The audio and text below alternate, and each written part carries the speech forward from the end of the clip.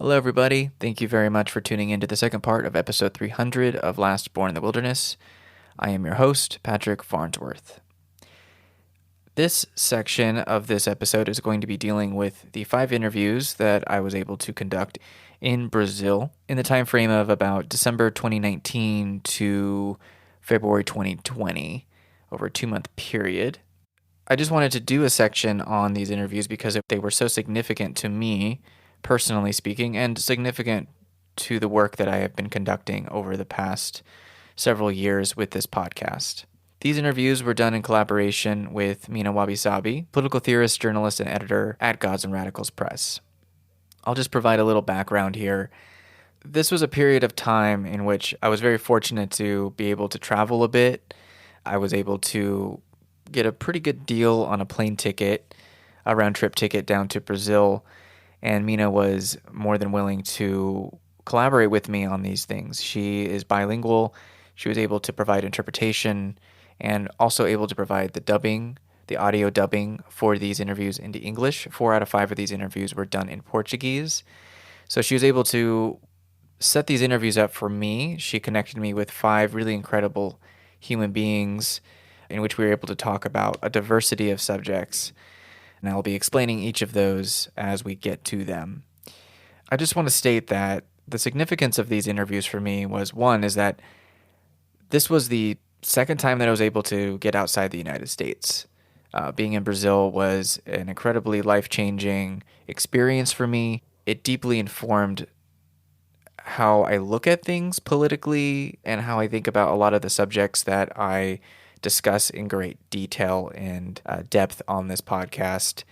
It allowed me to step outside of quite literally the United States, the cultural body of the United States, and have a lot of things shown to me that I otherwise wouldn't have been able to experience.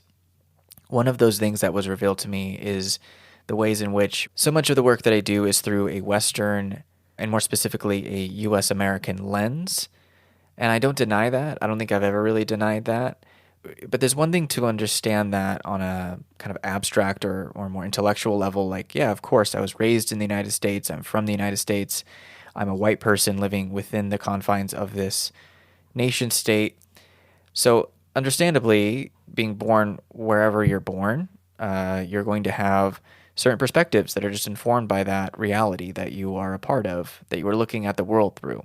And the ability for me to be able to leave this country and to spend time south of the equator in South America, in Brazil, with Mirna was really, it just allowed me to address the ways in which being from the global north, being from the United States, there are so many blind spots that come with that.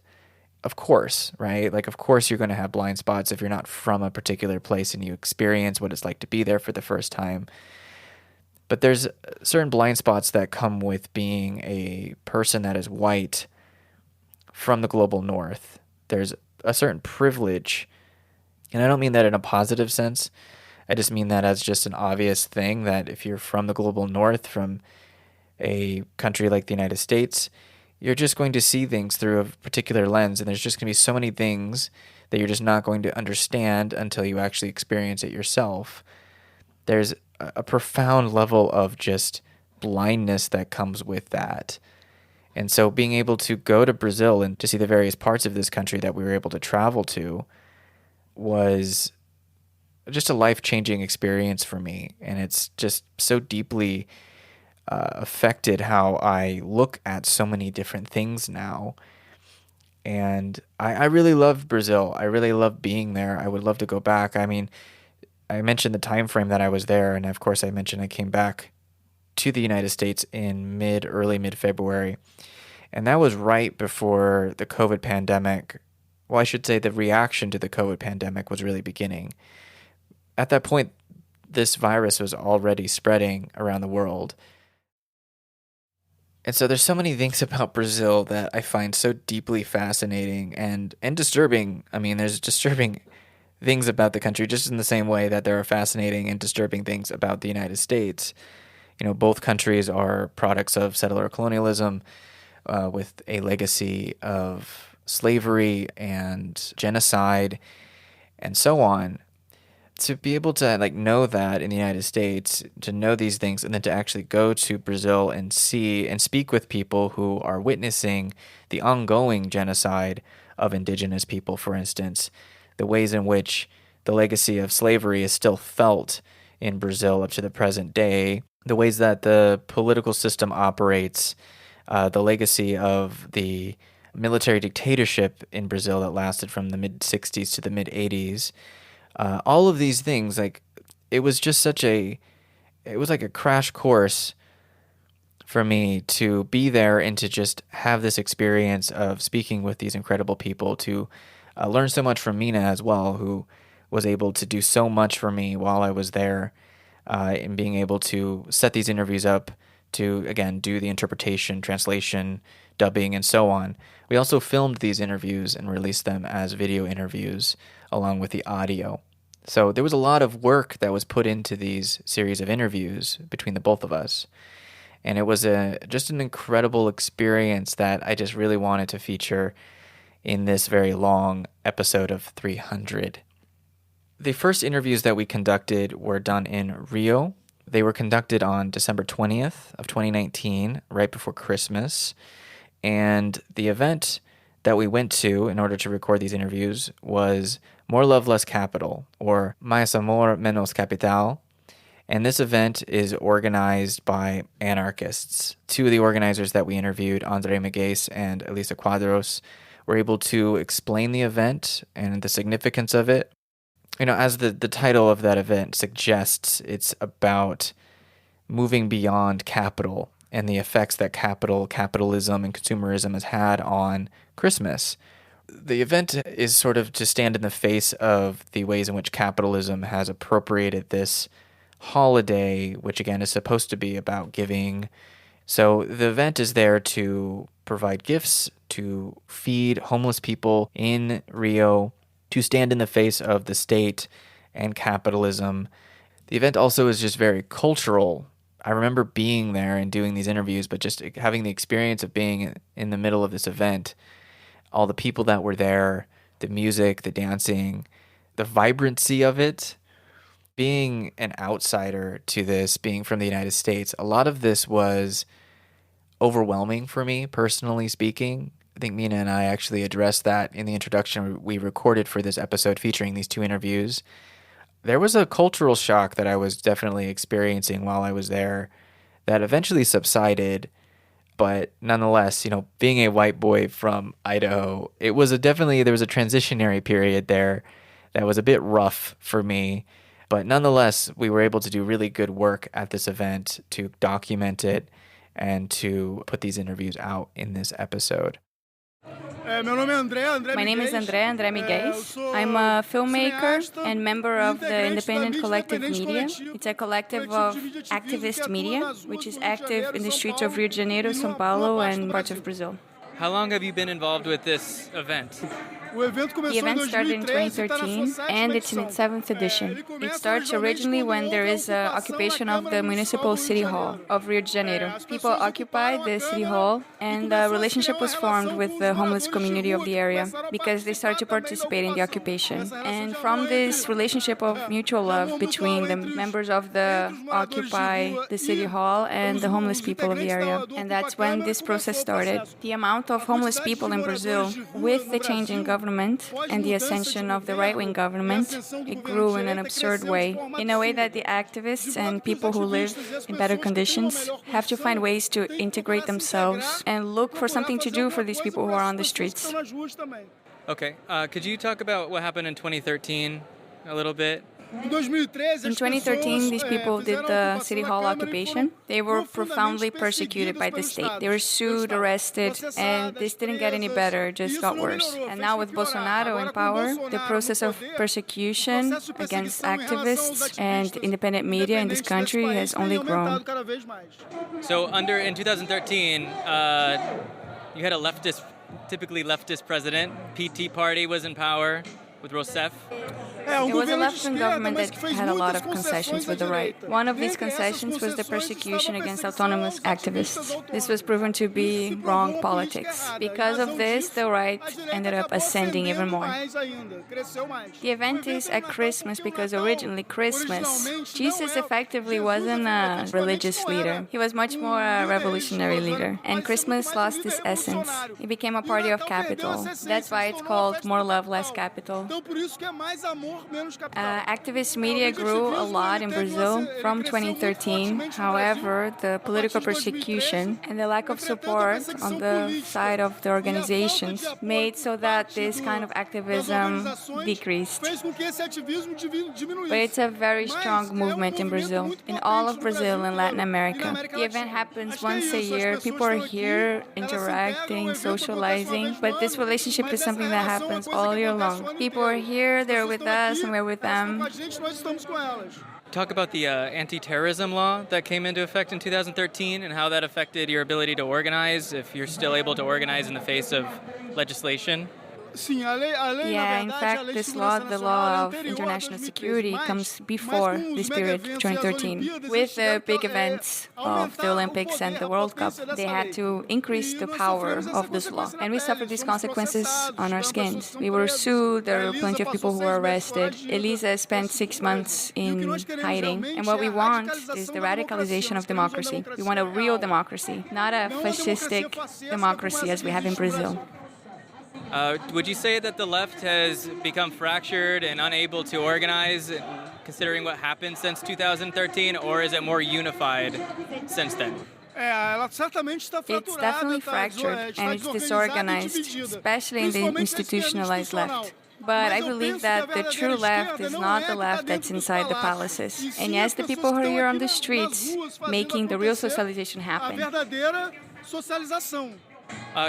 Under Bolsonaro, what are the next steps that you think are for the left? Do you think that there's an ability for them to organize with the anti-establishment and establishment left? I believe so. I think it's possible. But you have to have the consciousness that it's not through the formal democracy. And yes, through the street democracy, the democracy of the streets, that will have the strength to take down Bolsonaro. If the left really tries to reaffirm its alliances with the base, with the people, with the population, the poorest of the population, that's the way the left can organize itself to take down Bolsonaro. Do you have any faith in the electoral process of getting Bolsonaro out of power and that's making it better for the left? Or do you see the same problems under a leftist government? Yeah, exactly. Many times a left that arrives in power just to have class conciliation, it's a false left. How would this event help organize people outside of the establishment power of the left in order to further the politics of anti-authoritarianism? This is not a process that's going to happen overnight. It's going to happen slowly. It's through educational transformation, popular education, popular empowerment. It's from there that, yes, we can one day get to power, and from there to change the legitimacy of power. Thank you, Patrick. Obrigado. Thank you. All right, so that was the first interview that we conducted at that event. The second interview I'd like to feature here is with Eliza Quadros. To give you a little background, so she talks about a few different things in this interview. One of the main things that she discusses in this interview is the fact that she became, during the 2013 uprisings in Brazil, she became one of the most infamous dissidents and political prisoners in the country due to relentless persecution by the media, the police, and clandestine paramilitaries. And a common theme that is discussed between both of these interviews, of course, is to elaborate on how the stakes in Brazil, when it comes to the political system that they are working with or against, the stakes are very high. They're high here, too, in the United States. We just maybe can't perceive it as well.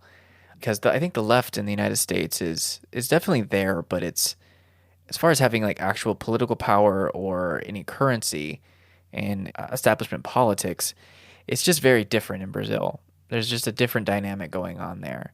And of course, these two interviews here with Elisa and of course with André, these are anarchists. So their position, of course, is anti-state and anti-capitalist.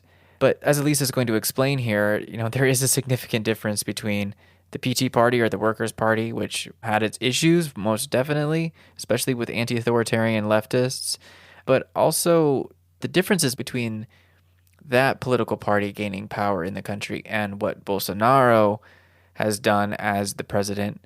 There's a significant difference, and the ways in which Bolsonaro has really heightened the threat level, you could say, of leftists, of those who do not fit into the heteronormative binaries, those that are queer, those that are trans, for people that are indigenous, for people that are non-white. All of this has only gotten worse under the Bolsonaro regime. It's similar to what happened under Trump. Having a leader like Trump in the United States, we saw all of the authoritarian right-wing fanatics really come out of the woodwork. And something very similar is happening with Bolsonaro in Brazil. Elisa does describe that, but she talks about how back in 2013 during those uprisings, she was, she describes it, she was a scapegoat. You had the right-wing media in Brazil, you had the police, you had the whole paramilitary element in Brazil, all persecuting her. Obviously a very horrifying and traumatic experience, but it's something that she's very willing to discuss, and I think it really informed her activism. And so it was I felt very fortunate that I was able to have this conversation, this interview with her in the middle of this event, standing on the steps of City Hall in Rio. Could you tell us, so I'm from the United States. We may not know very much about your story for where I'm from. Yeah, I think it's very important, though, that we understand what you've gone through and what you're working on, what you've worked on in the past. If you could give us a little bit of information on that. Sim. I graduated in film. I was a producer for 15 years. My mother is an activist from the military dictatorship. She's a survivor, a teacher. Since I was small, I participated in social movements. I was president of some student groups. I never got involved in activism the way I am involved since 2013. So my life changed completely because of a sentimental reason as well, because the energy of 2013 was an energy that was overwhelming, of change and questioning. And after I was arrested in 2013, I was used as what we say in Brazil, bode expiatório, a scapegoat. So this changed my life completely because I was put in the main newspapers of Brazil. I was at the cover of Veja, a right-wing magazine, very famous but completely sensationalistic. I was in Fantástico a bunch of times. I was massacred. I had to leave the state 3 times because of threats from militia, because of an occupation that was happening here at the City Hall, which was Occupy City Hall, which started this whole project.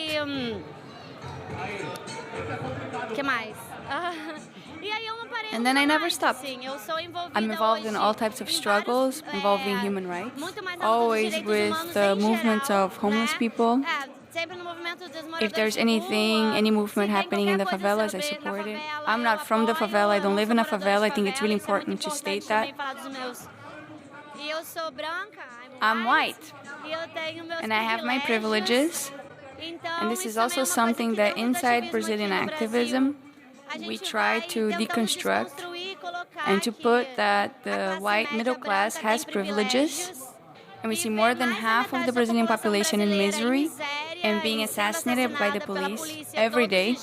And I start understanding myself as a human being, a Brazilian citizen, having the responsibility to fight for these struggles. Why do you think that you were specifically targeted for political persecution, for becoming a political prisoner? This is something I tried to analyze for many years, for 7 years now. And I don't have really an explanation. I think, at least in my point of view, that 2013 had its movements of occupations. There was the Cabral occupation, which was from our governor, who's been arrested for many years already, his militia. And it was from these occupations that from within Brazilian politics, in the municipal city halls, in syndicates, the majority of our politicians are militia and assassins. So, since we were very active in these occupations, which were the occupations that instigated these denunciations against these robbers, these assassins, I was one of the ones picked.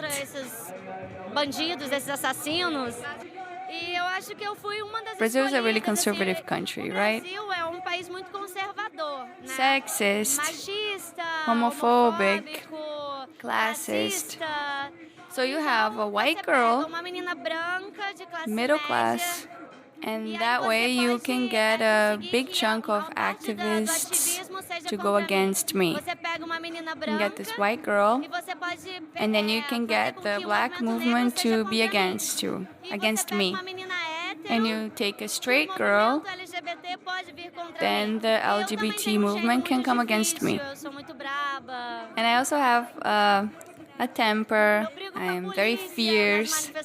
I fight with the police at the demos. I think it was revenge, a personal revenge of some politicians. And it was easy to criminalize for these reasons I told you, for being white. I think there were other candidates for this position. I got screwed in this one. Fuck me, fuck yourself, fuck myself. How long were you in prison for? I was arrested twice in Bangu. Bangu 8. It's a prison, it's the biggest prison here in Rio, and it's considered one of the worst in Brazil. I was in 6 days and 11 days. And I was 7 months clandestine. I received an arrest warrant with my face. It was a poster with my face on it, a wanted poster, with a reward of 2,000 reais. And every Sunday on TV at Fantástico, this TV show, and in the newspapers, and so on. It was really difficult to go through this. It wasn't easy to go to Bangu prison, but it was much harder to stay 7 months clandestine, because all of Brazil knew me, and I was hiding in cubicles. So since being out of jail, what has your life been like? Are you still being... A hell. Hell? You're still being persecuted? Are you still getting targeted by the state, by the police, any other groups or anything like that?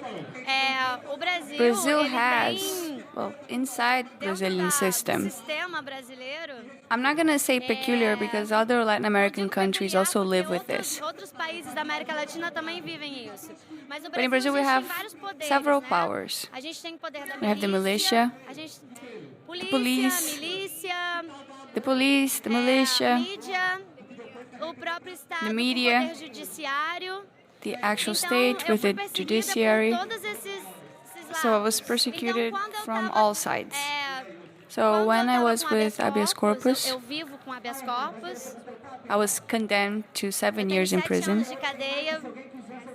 So when I was in habeas corpus, the militia was pushing me out of the state with a gun to my head. When I was at home, the media was putting my picture everywhere. So in these last 7 years, the first 4 or 5, I didn't have time to be me. I was this character, Sininho, Tinkerbell. How important are these types of events for organizing in the face of what seems to be a huge amount of what seems to be like right-wing power in this country? Since Bolsonaro elected himself, I didn't vote for him. I'm an anarchist. I don't vote.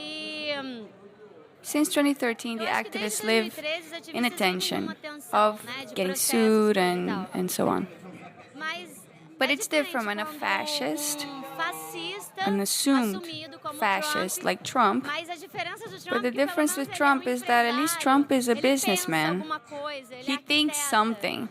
He plans things out. Our thing is this. He doesn't think. He shits shit. He's a fascist. I don't know what's going on. That was too good. I don't think that's it. Take other stuff. A shit. Shit. He just talks shit. He does. Leonardo DiCaprio set fire to the Amazon. Greta is a brat. The natives made the price of meat rise.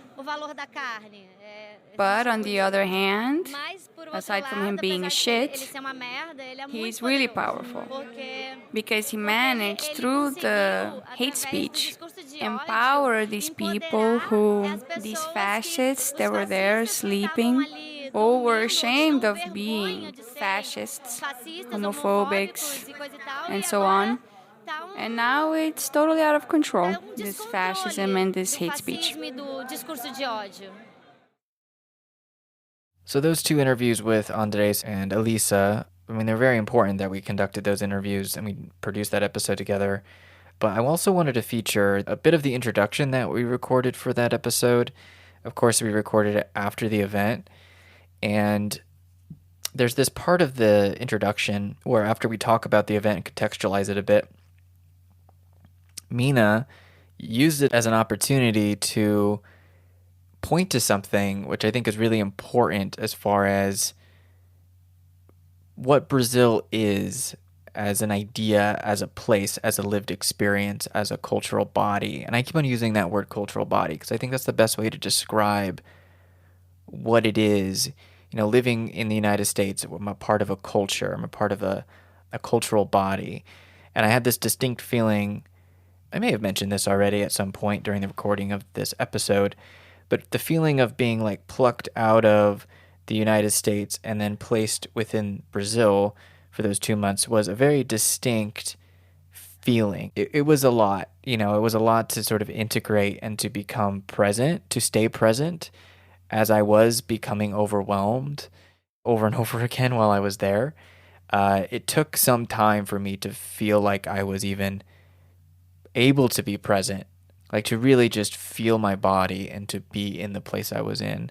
And so we addressed this in this segment of our discussion of the introduction. And I just wanted to feature it because it really, you know, I was listening to it before I started recording this little piece of commentary here. And it's so interesting to go through these interviews and hear us talking about these things and to remember like where I was at that time, how I was feeling, and just the whole range of experiences I was having. And this is something we talked about, I think, maybe after we recorded this introduction, and this is something that I've addressed maybe with other people, but there's an interesting thing that happens to me. Like, I've been doing long-form interviews for quite a while now, and of course I have a microphone set up and the whole thing, and how I am when I'm recording with a microphone in front of my face, how I express myself, how I'm able to articulate myself, my ideas and my thoughts. There's just something that happens, like there's a switch that turns on, a thing that happens where even in really intense interviews, I'm able to be more present and pay more consistent attention to what's going on around me and to specifically to the person I'm talking to. And I think Mirna knew this, and she used this as an opportunity to ask me and to bring up certain things that we had been dealing with while I was there, including this so-called intensity that I talk about being in Brazil, the energy of Brazil. I was listening to your podcast, I don't know which one was it, about where you respond as... like it's the first time you respond saying that you're in Rio and you said you're getting used to how different things are here. And it's hot, you're sunburned, and you're all bitten with a bunch of, I don't know, many insects are biting you. It's not just, I don't think it's just mosquitoes. I have like other different things kinds of biting you. bites. I have different kinds of bites on me. Yeah, that's true. Yeah. I haven't gotten sick, though. I got hives. That's good. The first week, but that's it. That's fine. It could be much worse. It could be way worse, that's for This is actually sure. great. But, so you're talking about, you're responding to a call. I remember now. You're responding to a call and you're saying, oh, I was listening to it and I was in the car from the airport in São Paulo, and it was really intense. Yeah. And then being here is quite different and intense. This intensity, I'm pretty sure it was present in this event, right? Yes. Like, it was an intense event. Absolutely, This is the energy. Very intense. But everywhere, the traffic is intense. The city is intense. The heat is intense. The heat's intense. The traffic is intense. Just the general, like, being from the United States and being from a conservative part of the United States, just all of these things, like the different shells that have to break for me to be present in an environment like that, So that, yeah, absolutely, like that's a real thing for me. I wanted to talk about this intensity because in our last interview, do you remember about Villa Mimosa? Mm-hmm. And I think I brought up something about you coming here and how the point of it happening here. We're not just talking about something, we are there, I'm here, and we are talking about this, right? I can actually bring you and you can feel the energy and you can feel this intensity here. Mm-hmm. So how is it for you? Like the difference between, having a conversation and actually experiencing the intensity of what we're talking about? Well, the interview itself, so when I'm doing interviews online and there's like, you're sitting in a room you're just like having a phone call. So you have a certain comfort, in that. It's easy. But we were standing on the steps basically of this old building in City Hall in Rio. And there's like music and people walking around us. Some people didn't even see that we were filming something. They're walking in front of us. There's little kids that were trying to like get us to like, hey, you're not doing this thing or that Participate in the directing. Yeah, they were trying to direct you to be in the camera. When we're like, no, she's not supposed to be in it because it's like technically you're the interpreter or whatever. Mm-hmm. Like all these things, and people were interrupting the interview to talk to the organizers or. And then you have the other layer of it, which is, doing the actual interview itself is, I've never done an interview involving interpretation. Mm-hmm. So I'm speaking, you interpret it, you say it to them, and they're like, okay, then they understand. And then they start to speak. And of course they speak a lot more than I do. And so then they have to stop, you speak to me. So trying to string all the things that you just said to me when there's gaps in between, and I'm trying to maintain eye contact with them and trying to be like, I'm engaging with you, but I'm also not really understanding what you're saying. It's like trying to patch together their body language with what you're saying to me. And it was really challenging. Yeah. That's why these interviews partly are shorter, because it takes twice as long to do, when you have interpretation. And yeah, it was it was intense as an interviewer. It was difficult, I will say. I mean, I appreciated the challenge, and more retrospectively than at the moment. I was like feeling kind of overwhelmed, but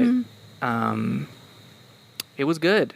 It was good for me. I was like, this is what I chose to do this, and now I'm like actually experiencing it. I didn't know what it would be like. Yeah. But I'm here and I'm doing it, and you supported me the whole way. You like helped me so much through the entire process. And I could tell that they both kind of saw that I was like, all right, this fucking guy's like trying to do something here. So they were sympathetic to my situation, I think. Oh yeah, it was really chaotic for them as well. I think it's also overwhelming for them. Of course, it's an intense event for them to organize. But I mean more the intense energy. Mm-hmm. I want to talk about this energy because this intensity is very much what we have in Brazil. Mm-hmm. It's in a way what people are attracted to when they talk about Brazil, what they're interested in, the energy, almost a touristic thing. They have carnival and the beach and fun and parties and sex. There's this, and it's the energy of a football game and the goal. And the grief of loss. It's always intensity. Intensity of That's emotion. Yeah. so much of what Brazil, in a way, almost sells as a tourist attraction. This intensity. It's no wonder that we had these big events like the Olympics and the World Cup here, which instigated all of these protests that instigated also the beginning of More Love, Less Capitalism event. Yeah. Because we do want to capitalize on this intensity. Of course, fuck that, right? Like capitalizing on people's feelings. But it's interesting to think about why are we like this and what does this mean? Because it's complicated when people come here and they, in a way, exotify it. They fetishize it in a way, this energy that Brazil offers, that Brazil is known for. But on the other hand, there is a thing that Westerners, Europeans especially, feel superior to. It's almost like something that they want to tame. They want to civilize. It's an energy that's very often interpreted as uncivil. Uncivil, is that a word? Yeah, I think so. Uncivil, uncivilized. So it runs deep. And for me, it's also an energy that's hard to explain. That, like with us, I try to explain to you. I've tried to explain to read or talk to my friends in Europe.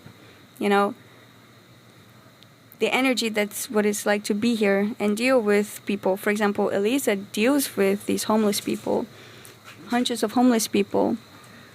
And it's a very particular energy. It's an energy of, we don't get to look away from our negative feelings. We don't have that luxury to just I want to take a pause. I'm going to go to my quiet place and take a break. These people, let's start. They're homeless. They don't have sometimes the opportunity or that safe space. Sure. Ever. So I think there's a little bit of this tension of us not being able to. We don't have the luxury of just not looking at something negative. All right. So we're overwhelmed by it. But the positive side is that also brings us to appreciate the good stuff even more. Right. So there's we can't avoid the negative stuff, so we grieve and we suffer and we're really dramatic, and that's why we have soap operas and all this drama all the time. But then we have this intense joy as well. Sure. It's intensely joyful. Carnival is almost too much joy. It's calm down, I want to go home and just watch a movie. It's just intensity on all extremes. Yeah. And it's something I'm proud of. It's something when I lived in Europe, they were always you're really intense. And then I'm in a group of Brazilian people in a European context. And my friends said, wow, you're really intense. You're just talking intensely with each other. It's not bad, not fighting or anything, just intense feelings being exchanged. And it shocks people. It shocks people from abroad. I can see that a lot. Yeah, it does. Yeah. You want me to say something about that? Because I agree with what you're saying. I was just... Well, because you said intensity in a technical way. It was intense because there were people interrupting and you had to hear someone interpreting. It was intense in traffic and it was intense here because of the heat. I meant more your experience as the intensity of Brazil, of this sense that I just described. Yeah, it's forced me to. It's I felt like I got plucked out of this cultural, emotional field of consciousness, I guess you could say, where that doesn't happen. When people yell, when people are intense in the sense you're talking about, it's associated with negativity. So the whole time, my whole life, that's what it's been associated as. And then you take that person you put them in a country where that's not associated. It's not seen as a bad thing to have a heated discussion every day about whatever, anything. It's like my brain has been wired a certain way, and my emotional reactions have been conditioned. And so now I've been here a month, and it's starting to not trigger a fight or flight response in me, just barely maybe, where I'm like, stop recoiling inside yourself and shutting down when something makes you uncomfortable. Because that's been my response my whole life. And that's partly because of my family life and it is cultural, it's the United States, it's being white, it's being a man in the heteronormative sense, it's all of these things in a ball, like a nutshell. And that's what I've been my whole life. And so it's been really challenging, and it's not meant to be, I think it often comes off, and it has come off as judgment. And, then I think about it later, and I'm like, no, that's not how I should have responded to that. That's not how I should have talked about that. But nonetheless, it doesn't change the fact that I feel uncomfortable a lot. And we're also uncomfortable a lot. So trust me, you're not the only one uncomfortable. Right, yeah. We are uncomfortable too, man, every day. every time we listen to our president talk, it makes us uncomfortable. And even in that event, it's funny, like, yes, we were uncomfortable. It was uncomfortable. We were dealing with equipment, and it was really loud. And it's hot. It's hot, and yeah, it's uncomfortable. But it's also so much joy. You see these beautiful music the and music dancers. was amazing. The I've dancers. never had any, it was overwhelming how beautiful and intense it was. It's almost like we need the bad to have the good there, too. The beautiful music and the beautiful dancing. Oh. Yeah, there you go. And the beautiful dancing. And it's not just you, just because you are from the United States that you feel uncomfortable with certain things. We feel uncomfortable here too about a lot of things. Like, I feel uncomfortable with public transport. I feel uncomfortable in traffic. People who live here and drive every day, my roommate, for example, they're also uncomfortable. She was telling me today about how the air conditioning went out in her car, and she has to drive to Rio every few times a week to do her work, and she's like, it's already fucking bad enough, and now I don't have AC, and I don't have my music doesn't work in my car. It's like, I need that to just survive the intense craziness of the traffic. Exactly. Yeah. So it's intense, and it's also uncomfortable for us. So we understand you're uncomfortable with it, because we're also... So, yeah, and there are worse things to be uncomfortable by, like not having AC in your car. Like, there are people who struggle with way more. Sure. And that's what we saw in this event. There are people who are much more uncomfortable with a lot more serious things. Yes. And that's what we're dealing with here, right? We can have problems here and there, but there are certain things that people should never have to struggle with. We should never have to struggle with a homeless family. Like, we should never have to struggle with those women that I took photos of. Mm-hmm. Those are women I took family portraits of. Yeah. And these children, like, I'm sorry, they just... You want to talk about discomfort, right? They are living on the streets. This is a child living on the streets. Yeah. And the women are beautiful. They're smiling. They're happy. The family portraits are so beautiful. Yeah. And they're so beautiful, and they're just so... I don't know. There's so much joy there. Yeah, of course. In so much discomfort. Mm-hmm. So it's really inspiring, this event. And I think Elisa talks a little bit about this privilege, the white privilege, and how she's dealt with it, and what this means. So how she relates to this, I guess. She is also a mother. Yeah. But she's white, and she's middle class. She has her privileges. And working with these women who are mothers and don't have certain privileges, and how this dialogue is important, mm-hmm. and how this kind of events needs to happen, and this kind of collaboration needs to happen. Right. Yeah, they're doing really, I think, like, courageous work. that no one really, well, not no one, but there's not many people that I can think of that it will stick their neck out like that and deal with the stresses of, because, like, I think especially Elisa's story, she shares some of the things she experienced as a political prisoner, as somebody who was escaping the state and the way the media and the militia, like, all the powers of Brazil, Yeah. you know, which are Yeah. violent and powerful and intimidating, and she's like, Gun to the head, out of the state kind of thing. yes. Talk about discomfort, right? Fuck. And I'm just like, oh my God, I didn't, I was just standing in front of her, and I was just like, this is insane what she went through, and she's still probably going through stuff, the ripple effects of that experience she had since 2013. So these are incredible people. They're doing really brave work, and Yes. so I was really lucky and really happy that you hooked me up. You made it happen, to make all this happen.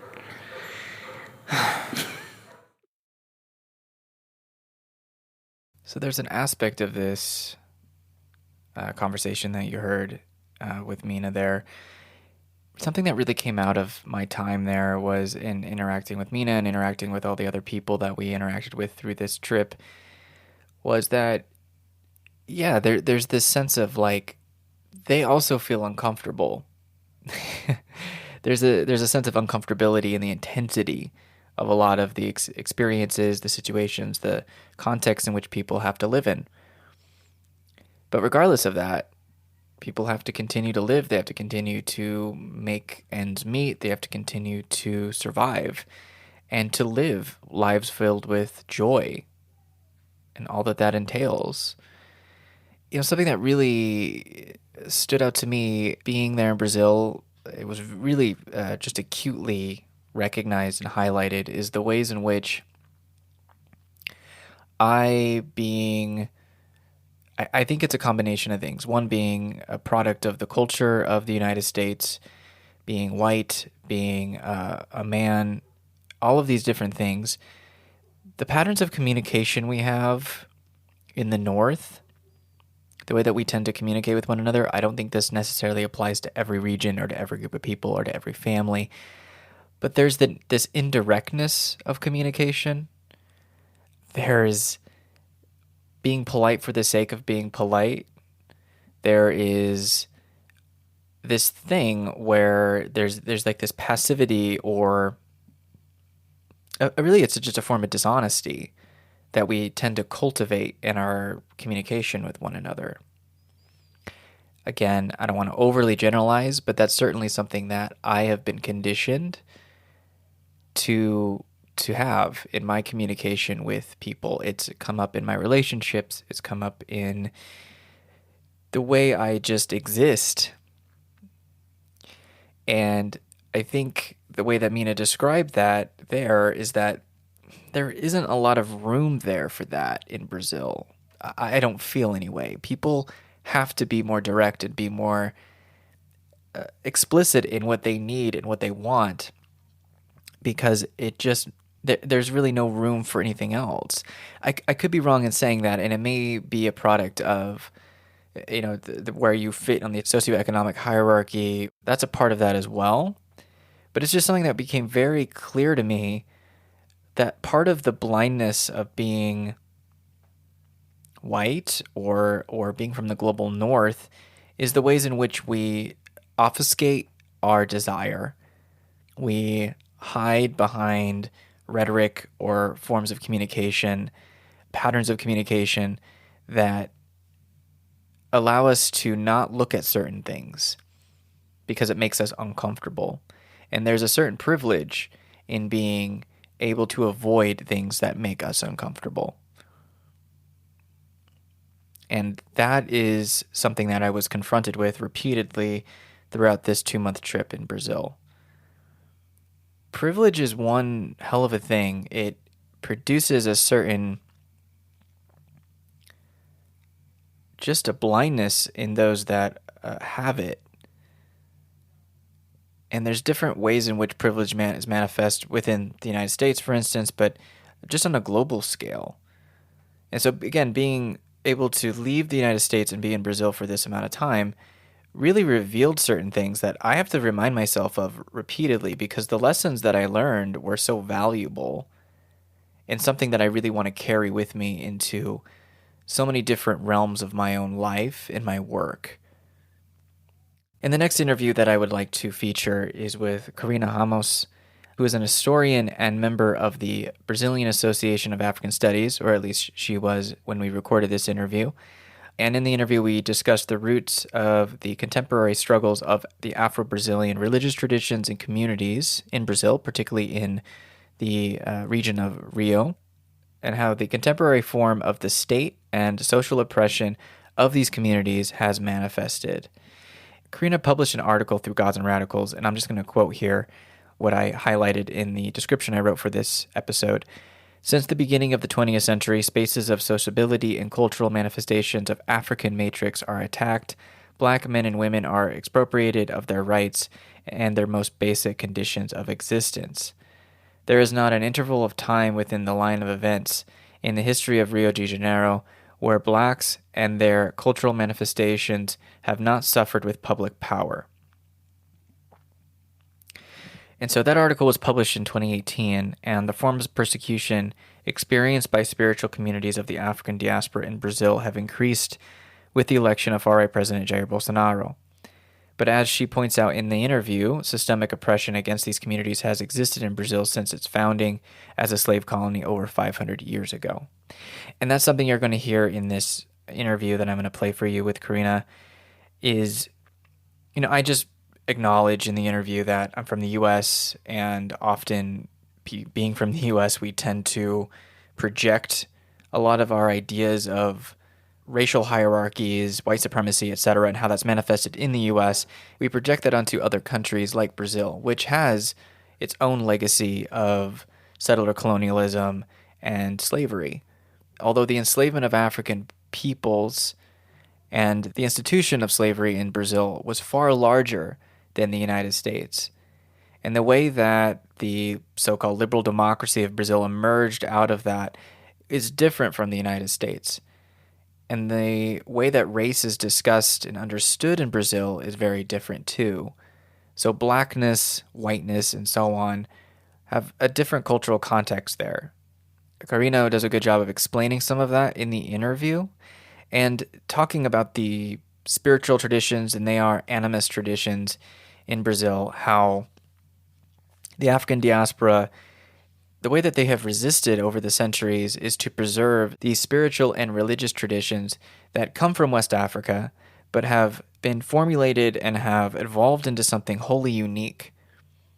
Again, Karina talks about this because she comes from one of these traditions. There's always been conflict and hatred directed towards Black communities in Brazil, especially towards those that are practicing openly these spiritual traditions.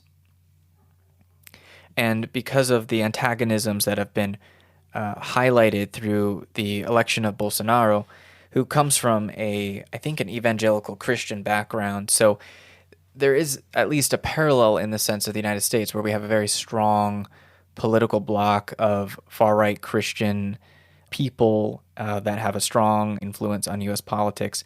The same thing can be said in many ways in Brazil. But again, the way that those manifested are very different. So this interview was really fascinating for me to talk with somebody who could articulate these things very well, and to talk about as well why, being from the global north, we think about the struggles of the indigenous people of Brazil because we think about the fires and all of these things that I highlighted in that previous section of this episode. We think about how the indigenous people are resisting the destruction of their land, the appropriation of their land, and so on. There are people of the African diaspora that are also struggling against the same apparatuses, the same structural violence that indigenous people experience in Brazil as well. First of all, I would like to say I'm really happy that the article has helped you understand Brazilian culture a little better. It's very little still to explain things in a sufficient way. The same way it was a complex process for you to get here, Brazilian culture is also very complex, as is the story of a lot of colonized countries. I'm a woman, a historian, a researcher. So yes, I am Black. I'm the daughter of a priestess from a shrine, a terreiro. Yeah.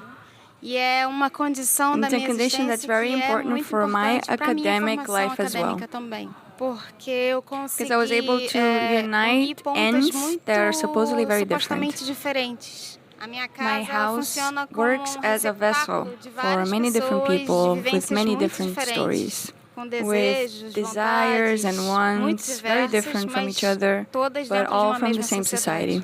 So this relationship has made it possible for me to see and reconstruct history, not only of the history of my country, but of the African continent, which is the topic that I research in a complete way. Being that individual level and the micro and the macro, the global, the regional, and so on, relating these different spheres. Right now I'm in the last year of my doctorate working on something that surrounds around the theme of food in Luanda around the 50s. Okay. That's me. All right, beautiful. Thank you. I think that what came across in your article I read was, I think when people talk about Brazil, they often focus about maybe the struggles of indigenous people in Brazil. For instance, with the news that came about this last year with the fires in the Amazon, right? And it's always about the indigenous people and their reservations. But as with my interview with Mirna, talking about Columbus people of the African diaspora, I think that's often just not fully understood, that is a huge part of it as well, that recognizing African spiritual traditions and communities. And if you could talk a bit about that, trying to raise awareness and understanding of the African diaspora and their religions and the peoples. Talk a bit about that and that unique history that makes it in Brazil a very unique thing. First of all, it's important to say that all peoples are important in some way. It's curious to see for you as an American that you feel there is more of a focus on indigenous peoples than on Black people. And this says a lot more about you and your culture than about Brazil. Anyway, I have to reinforce the importance of both. Obviously, I am more focused on the Black population, which was enslaved in Brazil. So this, of course, comes from my background as coming from a family of candomblé and connecting again with this history through academia. So if we think about it, there's a lot of content being produced on this topic.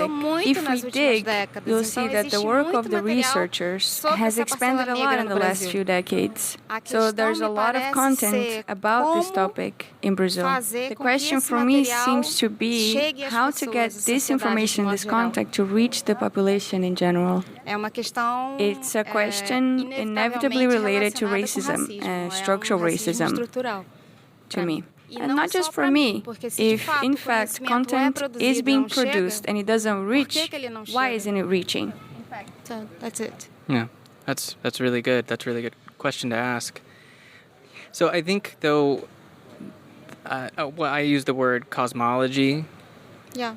The spirituality, the understanding of reality and how these religions are practiced. And as, again, Mirna pointed out to me in leading up to this interview, the spiritual traditions of West Africa are very different than what's come here in Brazil. There's very different. I think people will often project one to the other, back and forth, but they're very different. In what ways would you define them as different? Yeah. I went to research the history of Africa exactly because of my relationship with candomblé. Here in Brazil, we tried to create an image of Africa and try to come close to this image. One of the ways of coming close to this history is through the religions of the African diaspora, candomblé and umbanda. In fact, these are not African religions. They come from a very long history that has led these religions to be built here in Brazil. When I went to Luanda in 2018, I mentioned to some people from Angola that my mother is a priestess from a shrine, and people were very surprised. They would ask me if it's witchcraft or if it's black magic, even with a little bit of prejudice. And I tried to explain in my own way because I'm not from Candomblé, but it was an imperfect explanation. Everything in translation is imperfect, right? There is no candomblé or umbanda, at least to my knowledge. There, the religions are more of Christian background. Baptist, Adventist, Pentecostals, which is in itself a result of colonization in Africa, which doesn't mean that it didn't have the participation of the actual Africans in this construction. It was a question of survival, of new comprehensions of the world, many different factors that are in this construction. And what we have of Africa, in my perspective, in my experience, is exactly the lifestyle, the way of looking at the world, which exists there in some way until today. So to get a real idea of the scope of this, the African diaspora, and how big the slave trade was in Brazil, and how everything that, in what ways are we still feeling in Brazil? Are you still feeling the impacts of the slave trade, and sort of get an idea of how these communities are still feeling the historical dimension of what happened? All you need to do is look at the architecture of the city, look at the streets of the city, at the schools in the city. Only who doesn't want to see it doesn't see it, the magnitude of the presence. That's it. Yeah, yeah. I guess maybe to give people an idea of like the slave trade and like how many slaves were brought here, how many people were kidnapped from Africa and brought here, and the ways in which that is still being. I know that we can look around and see colonialism like in the way I can in the United States, sense that this is built on top of something else, right? But I think we're very American-centric. We're very obsessed with our own history. We think that slavery started and ended in the United States. Mm-hmm. But Brazil seems to have been one of the largest slave colonies in the world. Mm-hmm. If you could speak to that a bit. A gente é país pouco sonso, que fecha os olhos para si mesmo.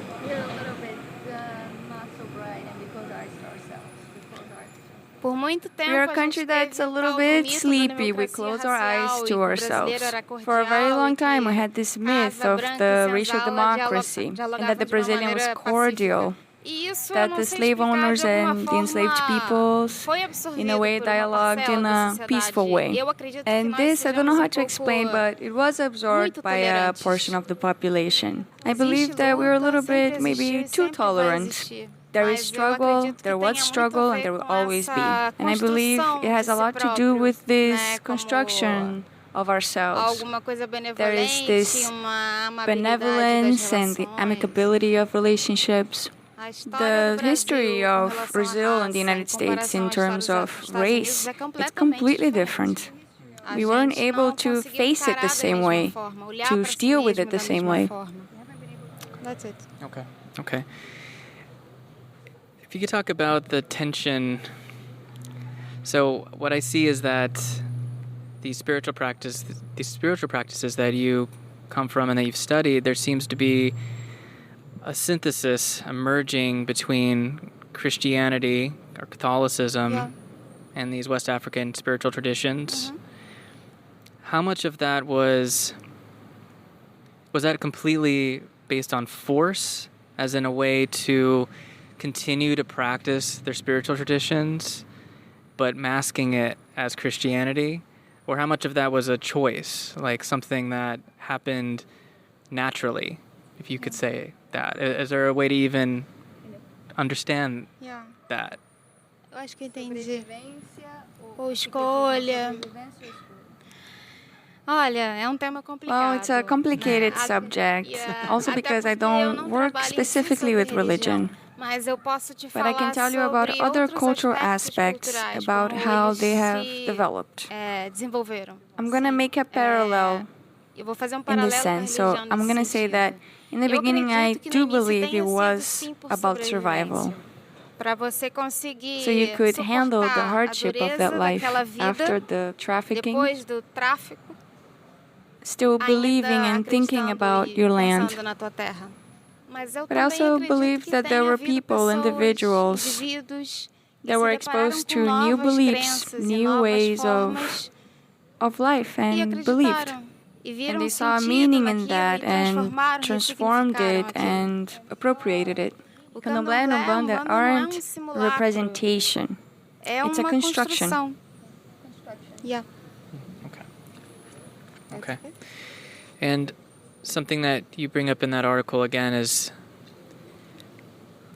a parallel that I see in the United States is the evangelical Christianity becoming very close to, well, not very close, becoming the political power, right? So in the U.S., we have really strong evangelical Christian conservative politicians. Mm-hmm. And I see something similar here in Brazil. And it's even more, in its own way, pronounced.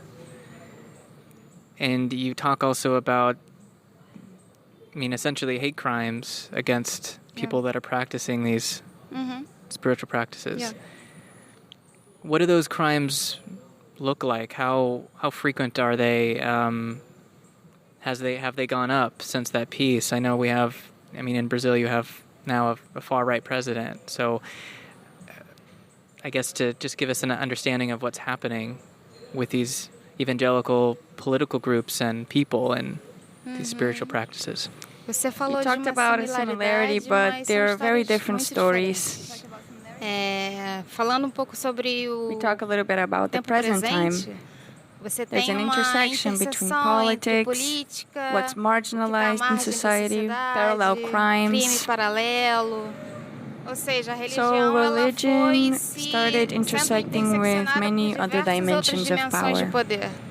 And because of our history, the myth of democracy and racism still structural, there is a much heavier hand on the religions of the African diaspora.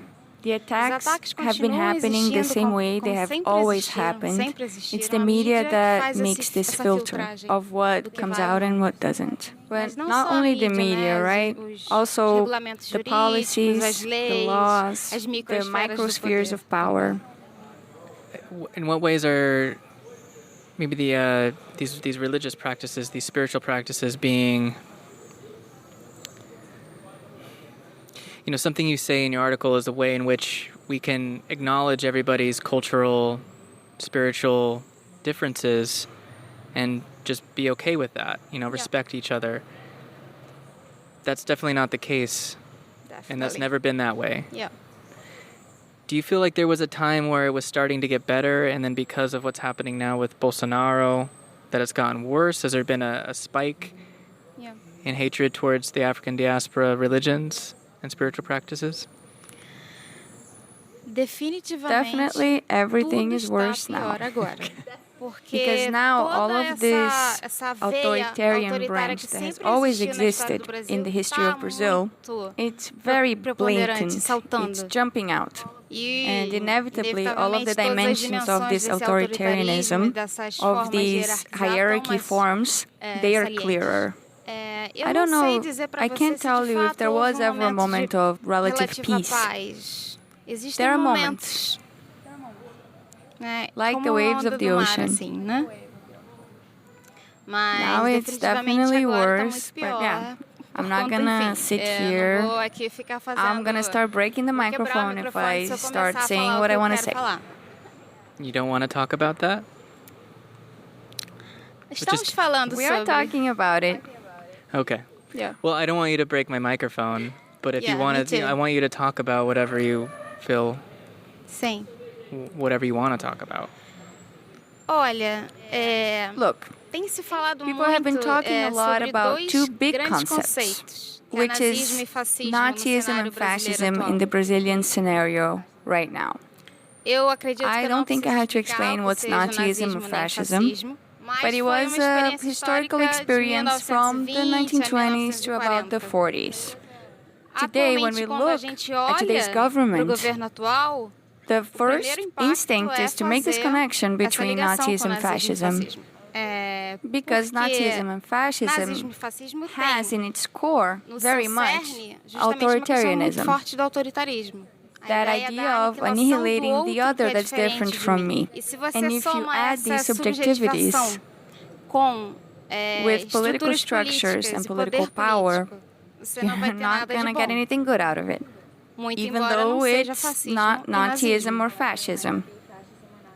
Porque Because seria it would be anacrônico anachronism dizer to say that seria that isso agora. is what we have now, which O que não doesn't torna make a realidade menos reality pior. less bad. Pode falar um pouquinho mais sobre anacronismo histórico? Como isso não se aplica? Sim. Anachronism. How does this apply anachronism? I want her to explain.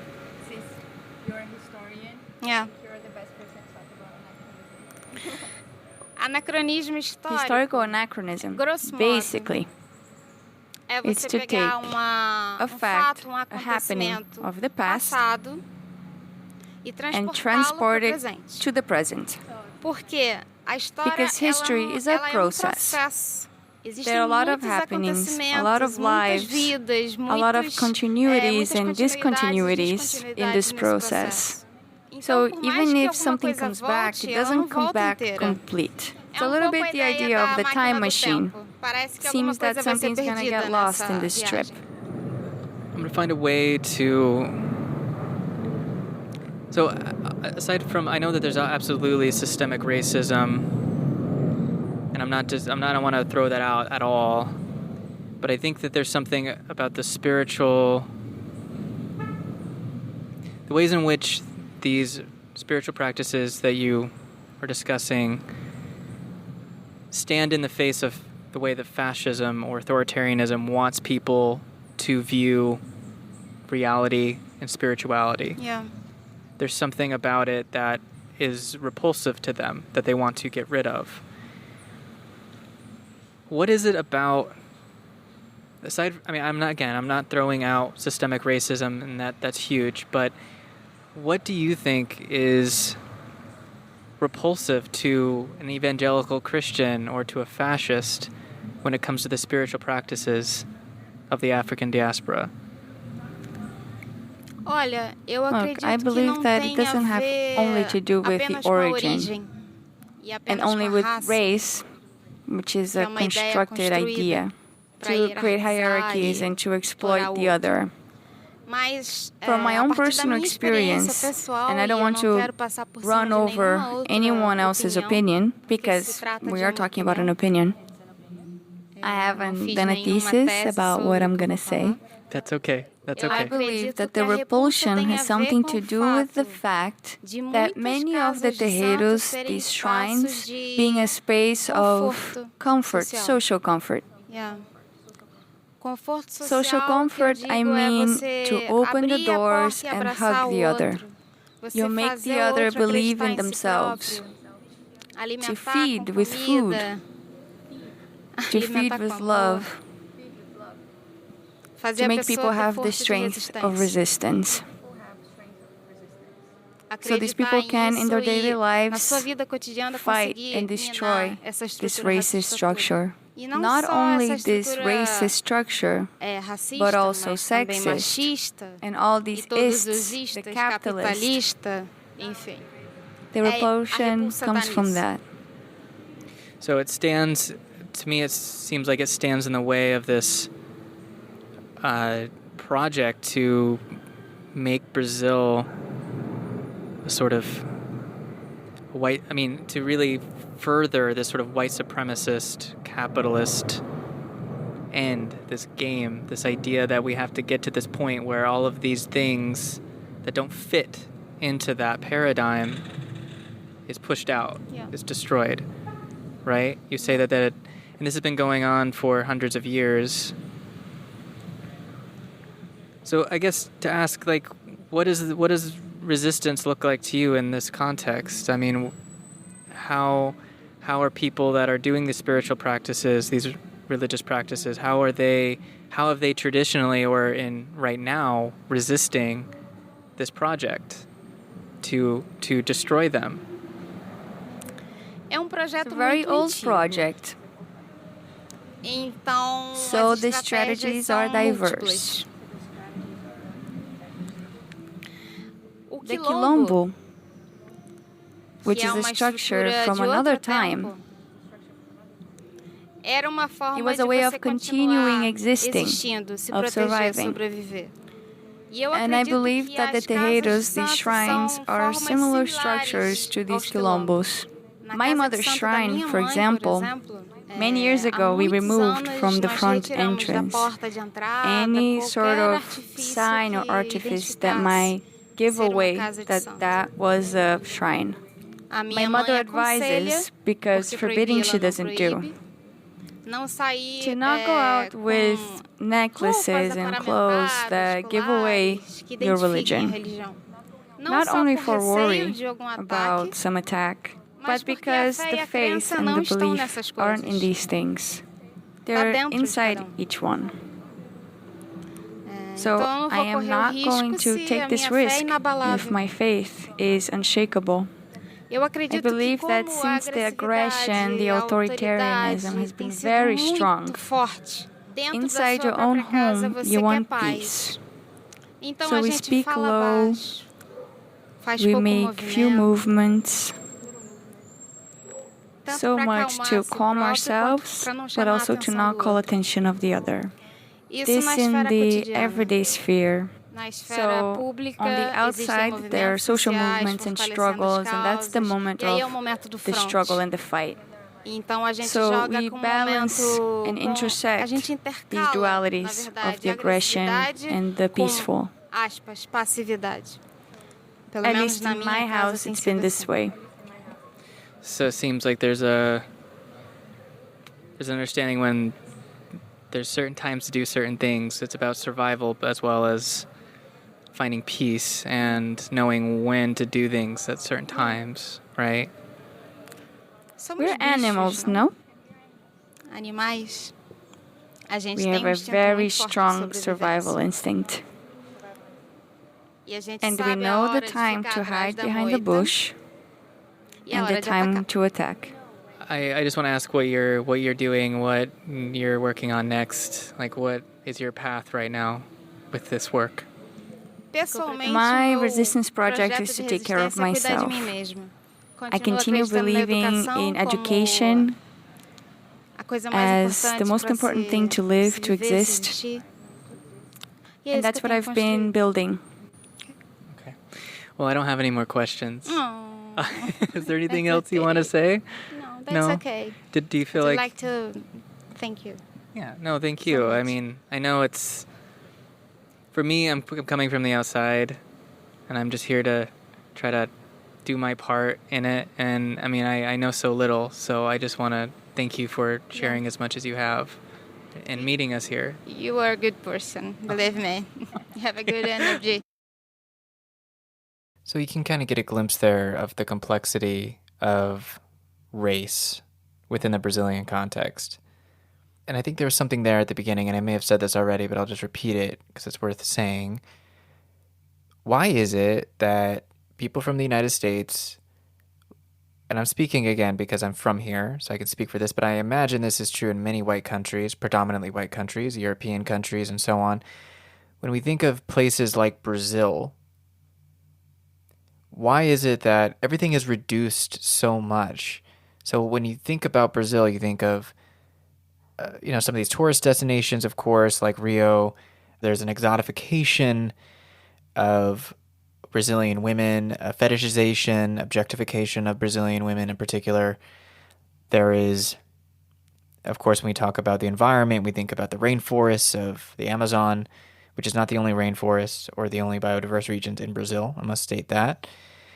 Think about the indigenous people as being like the noble savages, right? Using quotations around that term. Or like, of course, the crime-ridden favelas and all this stuff, right? So there's this thing where we project so much shit onto these people and we deny the complexity and nuances of this place. And as Karina talked about with the African diaspora, that part is so often left out of the picture. It's not even known about. People don't even know that that even is a thing in Brazil. So I felt like it was really great that Mina and I were able to talk with Karina about this, and she was able to discuss some of these subjects with us. And of course, just like we did with the More Love Less Capital episode, Mina and I recorded an introduction to that interview with Karina, and there were some really important parts of that introduction that Mina, some things that she discussed in that was really important. And again, highlighting the complexity of race, the stark differences between the United States and Brazil as far as how race dynamics have played out over the centuries up to the present. Again, this is really just about highlighting Western hubris, the Western gaze, the myopic quality of the ways in which we observe other places and other groups of people. I think that's just really important because a part of the process of, if I'm going to use this again, I said this in the previous section about decolonizing ourselves, about decolonization, decolonizing our gaze, decolonizing the ways in which we observe people. It runs really deep, and it's something that I think is really worth doing in this time. And I think part of what a great part of these interviews that we conducted in Brazil is to discuss that subject of what decolonization looks like as far as how we perceive the African diaspora of Brazil, acknowledging their existence even, the indigenous peoples of Brazil, the whole country itself in the way that it is an incredibly complex thing. Acknowledging those complexities is a big part of what we need to do, I think, as people who care about these things. So I thought what was most interesting to talk to her about this is that Brazil didn't just have to deal with colonialism and the annihilation of indigenous peoples. It had to deal with being also the gateway of the slave trade. Mm-hmm. So it has a very different relationship with race than the rest of Latin America. Mm-hmm. And it's also really unique. It's also different from the United States. So we have a very unique relationship with population of the African diaspora. And that's why Karina talks about spirituality, Umbanda and Candomblé, which are religions that are Brazilian. They're a Brazilian phenomenon. It's not African necessarily. It inspires, and she explains this really well, how it envisions Africa, but it isn't Africa. It's its own construction. And I thought this was really interesting. And it's the most important thing for Americans to perceive as well, because I feel like we, in Brazil, are reduced by the West into this exotic indigenous rainforest haven, or poor, crime, marginalized, favela type. Right. And I don't think people really understand what that means. Mm-hmm. We have quilombos, which are somewhat like indigenous communities, but for people of the African diaspora, created and sustained by people of African descent. So I really want to shift the paradigm on how people see Brazilian population and culture.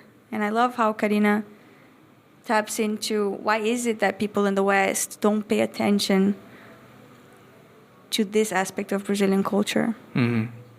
Because we're not talking about, indigenous peoples living in the forest like saints, these holy things, the noble savages. Yeah. And black people are just doing crime in the favela. Right. I feel like these are such tropes and such stereotypes, and we really have to deconstruct that and unlearn this. Yeah, like I think being here for me, I understand the kind of the weight a little more, not like completely by any means, but just the sense of the weight of this history, like that's still playing out. Like it's like what, I don't know if it was naive or wise of me to point out the United States in the interview with Karina, but I'm just saying, like, we're both are products of colonialism, but she'd like to really state very clearly, like, race relations and the politics of this are different here. Yeah. And it's like this thing Americans like to do, and I do this, which is project our problems, our dynamics on other places. And we think that they're going to have similar situations and similar conflicts and tensions in, say, Brazil. We can look at it and pretend like it's the same thing. It's not. I mean, it's maybe have similar roots, which is the colonial root, racism, white supremacy, but in capitalism. People hear some, reactionary people or right-wing people love to say that racism is a thing of the North. The United States has racism, but Brazil doesn't. Who says that? Bolsonaro, for example. Oh, Bolsonaro. Right-wing people. And the reason why they say that is it's easy for them to deny the fact that there's racism in Brazil, because there is this idea that we are so mixed. There's miscegenation, which is different from what the United States did, which is to preserve like some kind of division, There right? was segregation. It was really segregated. Here we didn't have that. We had the opposite. We tried to, in a way, I'm going to say, quotation marks, please. You can't see it, but quotation, like get rid of the black population, not by segregating, but by miscegenizing. Is that a word? Where like people of different ethnicities and races like have children together. So, there is an active effort to eradicate Africanoid exaggerations, quotation marks, this is actual quotation marks, by mating people and planning marriages. Shit, really? Yeah, I've written about this as well. So we went through the different process. It was the opposite of segregation. It was a way to whiten what was already very diverse. We were really trying, and this is where this whole idea of like why Brazilian women are so sexy come from.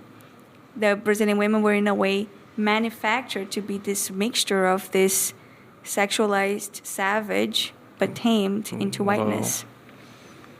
Wow. Yeah, it's a whole thing. Jesus. I did not. That was like you weren't expecting that, Patrick. No, it wasn't. That wasn't planned in our introduction. I say No, but it's important though. It's extremely important. Get rid of Africanoid exaggerations. This is a straight up citation for a scientific journal from back in the day that I uncovered while doing research. It's pretty fucked up. So anyway, the Pan-Africanists and a lot of black activists here in Brazil tend to see miscegenation and efforts of miscegenation as a type of genocide. And that's the biggest difference from the United States and Brazil. So the efforts to, acknowledge yourself as black. I'm not. I'm just going to make that clear. But, to acknowledge oneself as black is really complicated here because no one really is white.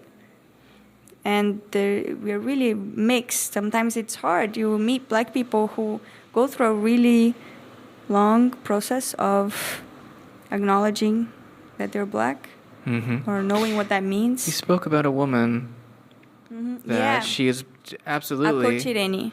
She's amazing. She's amazing. She's a writer of a book about intersectionality. So she did a really short didactic book about intersectionality. What is intersectionality?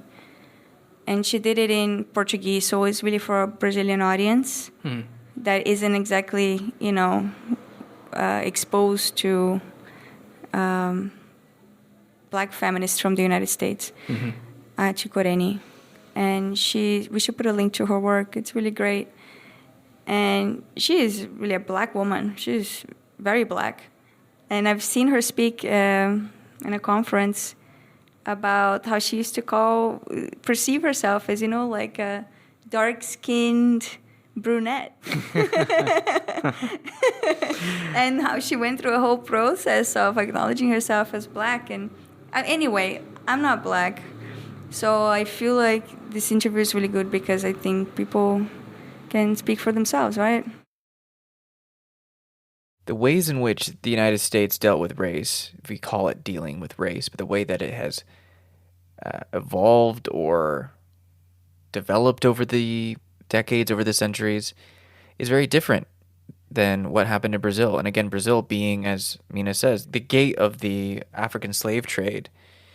Yeah, I mean, the African diaspora is huge in Brazil. They make up a sizable portion of the population relative to the African populations in the United States and other parts of Latin America even.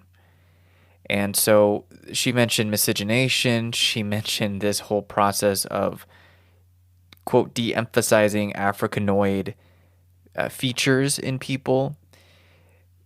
It's like racism and white supremacy manifests in all of these ways. So in ways that we think of like Brazil as being this extremely multi-ethnic, multiracial, diverse democratic society with, of course, this legacy of colonialism and slavery and so on, the kind of diversity that we think Brazil has, which it does, it's definitely diverse. But the ways that like whiteness and blackness and, just being non-white, how it's perceived and how it's experienced in Brazilian culture is just very different from how it manifests in the United States. Because in the U.S., it was about segregation. It was about separating black people from white people. Like, white people need to stay pure and not be tainted with the blood of African people. There's like really fucked up kind of eugenics or forms of segregation that emerged over the centuries, especially after slavery was officially abolished in the United States. All of this is just to say I really appreciated these conversations that I would have with Mirna after the fact, and to be able to contextualize a lot of what we discussed in these interviews. So I have 2 more interviews I would like to share with you. The next one is with Christian Braga. This interview was recorded in São Paulo, and Christian is a documentary photographer, activist, and member of the media collective FARPA.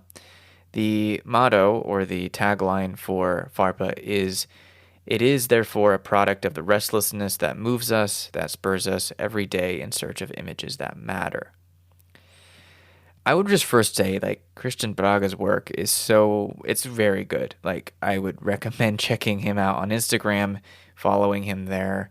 Along with FARPA, they've had their work published in National Geographic, Al Jazeera, Vice. All these different organizations have published their incredible photography. So this interview is interesting because we'll talk about his history a little bit of being from Manaus, how he became activated to document the struggles of indigenous peoples and other oppressed groups of people in Brazil.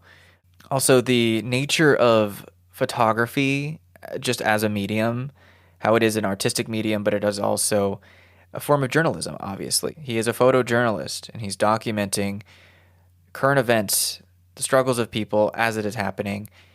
And I guess that fine line, or not even a line really at all, between objectivity and subjectivity and how you present current events. And so we talked a lot about these types of subjects in this interview. So my story begins in the Amazon. Before this, I worked with photography in general, and then I started to work more specifically with resistance movements, and that was about 2013.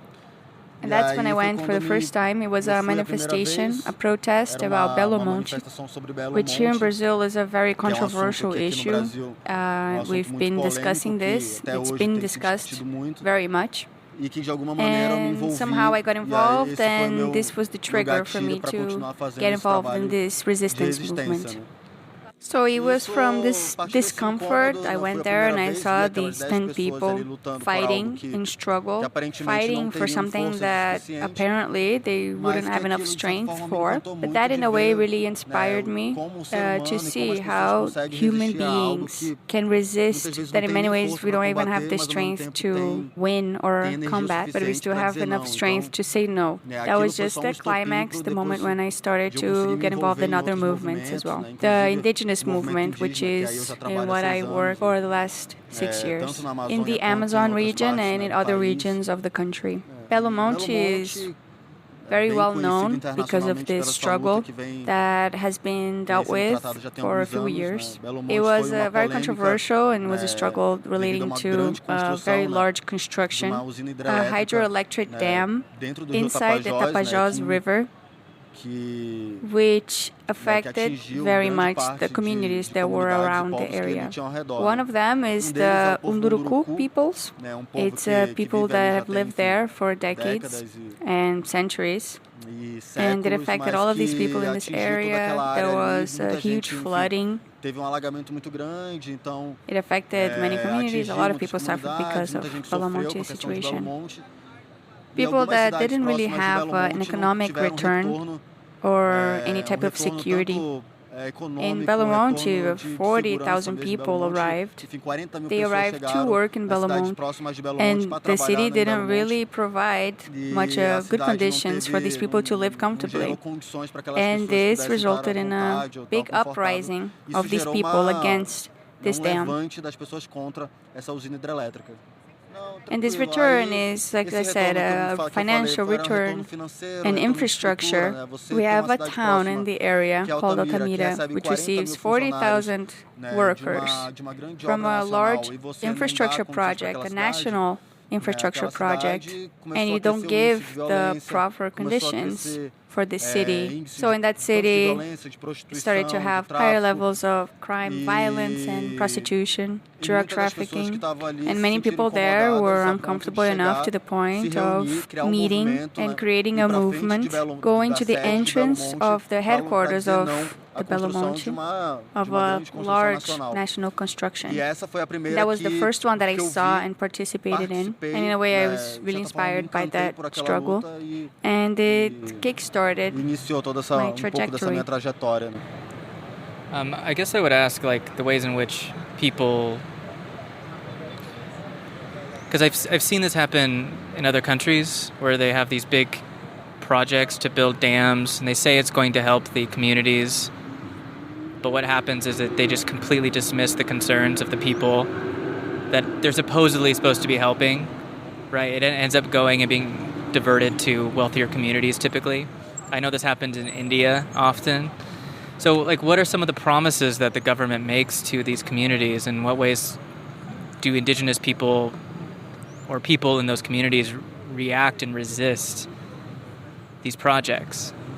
In the case of Belo Monte, the promises, I'm going to begin with Belo Monte because the promise was to structure the place around, to create structures for the community, to structure the towns, and to demarcate the lands of indigenous peoples that were in the area, and to give infrastructure and security for the population that will be affected by this project. This returning to the population a good education, returning to the community some good security, food, employment, which didn't happen. None of it happened. And in the national level, the promises made for the people in the communities and indigenous peoples of Brazil, it's for the land demarcation.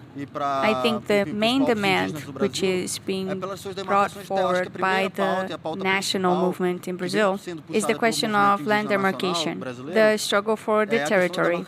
In the situation of Belo Monte, the first reivindications were for the communities. The struggle of Munduruku, which was the people affected, is already a struggle that comes from years. To this day, their land hasn't been demarcated. So it's not for nothing that the Munduruku people did something that was so symbolic. For me, very symbolic. For everyone that is concerned with these questions, is that they self-demarcated their indigenous land. So what did they do?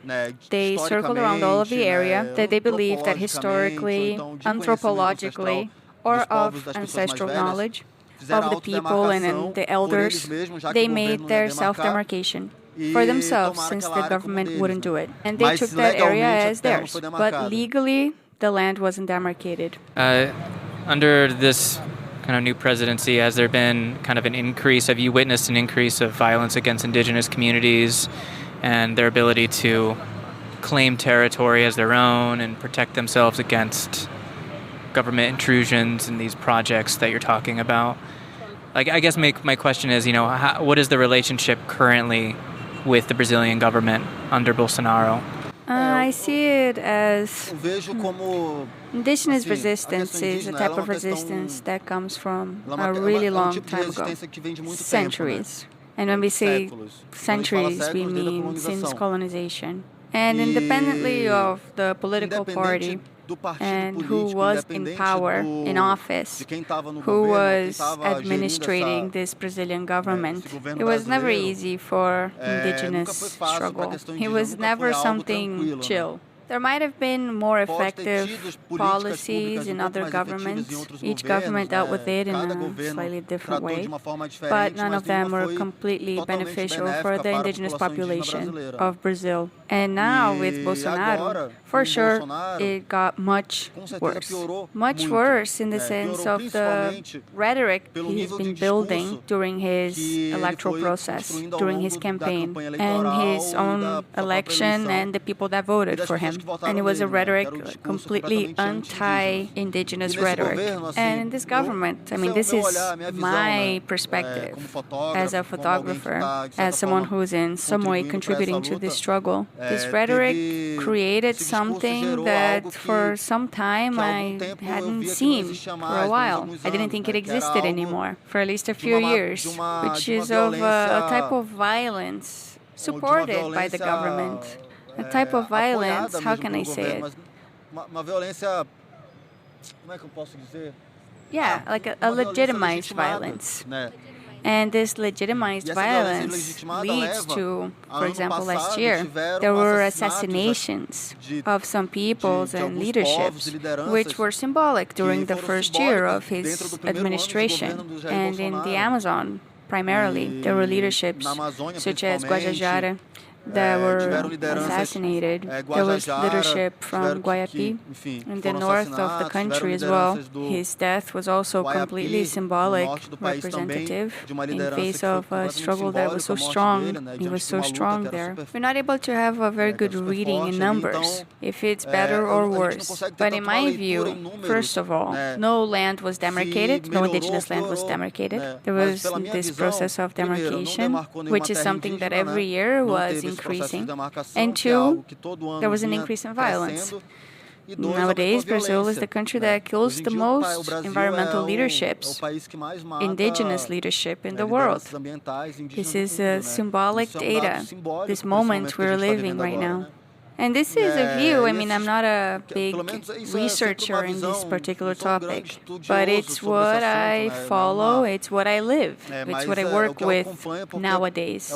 So this year there were violences, such of indigenous resistance, but also in the actual Amazon. This huge fire that happened in the Amazon that reached even São Paulo, and people in the city could follow the level, how extreme this was, the increase of these fires, which was completely legitimized by the President Bolsonaro, who at some point in August created the Day of the Fire, which was the day that he allowed the rural kingpins through chats and groups that they could set fire to the Amazon. This is already something that's normal, to have fires during this period, during the drought area in the Amazon. But it dysregulated in an immense way. This affected communities and populations, indigenous peoples, and it affected who lived there. We talk about biodiversity, we talk about the forests, the animals, fauna and flora,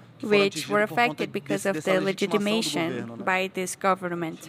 And there are things that he promised to deal with in the next few years of his administration, which were sensitive situations, which were struggles already a few years ago in the 80s. The struggle for the gold in Yanomami, something that he wants to again deals with, to allow mining in indigenous lands, which will result in immense violence. Now we have some data which I can affirm with confidence right now because this data is not out yet, but there is data saying that approximately almost 20,000 people inside the Yanomami land mining in Yanomami. So last year I did a flyover with Greenpeace in a mining area near the Munduruku land, which later came out in the national news, in the big media, that revealed that, I can't tell you the number specifically, but about 5,000 people working in mining lands And it's a thing that Bolsonaro has already said publicly. It's a struggle that he stands in agreement with this type of mining, the mining in indigenous lands. And this is something that didn't happen yet legally through Congress, through law and government projects, which is a speech or a talk that he has been buying for the last few years. Well, follow up on that, just a question on mining. I mean, so much the focus is on agribusiness, right? Industrial agriculture, burning the Amazon so they can farm soy and dairies or, cattle ranches. So mining is discussed, but is this... I don't know if it matters to ask this question, but is this legal? I mean, is this something that's kind of given the nod from Bolsonaro, like, go ahead and do it regardless of the law? Or is this something like that's been legalized in some form? It's illegal for you to do any type of intervention in indigenous lands. I mean, be that mining, wood extraction, extracting minerals. Conservation regions are also regions where you can't have intervention, in general intervention. So these lands we're talking about are lands that are demarcated by the government. So these are areas that for him to be able to... It's because there are things that I would rather not say, because legally I am not so sure about. So, with photojournalism, I mean, like I find the interesting balance here of art and objectivity, because you're photographer. I guess maybe my question is more of like how you want to approach art when it comes to documenting what's happening. There's this idea that journalism is supposed to be objective. You're not supposed to bring your own bias into it. But I think photojournalism stands apart from that just automatically. Like, you can't separate the emotional, artistic quality of it. Do you have issue with, not issue, but like, is there a difficulty in trying to accurately show an event and what's happening, but trying to create art out of it, trying to elicit an emotional reaction? Like, how do you balance that in your work? This is something that, in a way, it's empirical. We don't reflect so much on it. We don't think so much about it. I think that feeling, there's a quote that we have at FARPA in our manifesto, the agency that I'm in, together with some other 4 photographers. It's the unrest that moves us. And it's from this unrest that we work our context, what we do, which is to photograph. And that leaves the documentary, photographic, journalistic work to be and to bring it to the side of art. Art is emotion. Art is feeling. It's unrest. So we try to blend this all.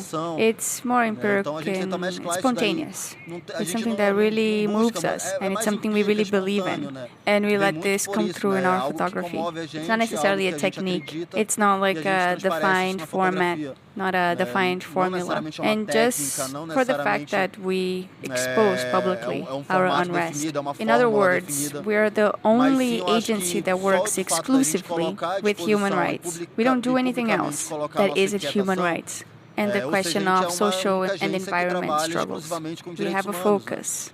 I think from this focus, we're able to put all of our efforts into that work, which later comes through as a beautiful image, a symbolic image. For example, this photo that you talked about, the Lula photo, mine and the one from Francisco Prona, which mine is from the front and his is from above. And it was a photo that, in a way, the international media expected a photo of him handcuffed, maybe from behind, crying. In a way, we portrayed that imprisonment, which we believe was an unjust process, that imprisonment.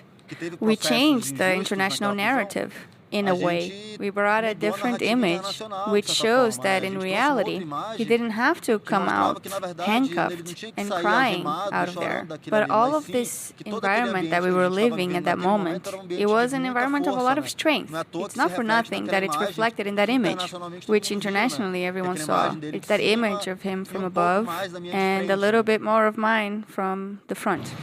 Yeah, so with this attempt to, a successful attempt, I would say, to change the narrative around Lula's arrest and release, I mean, what political ideals are you bringing into your work?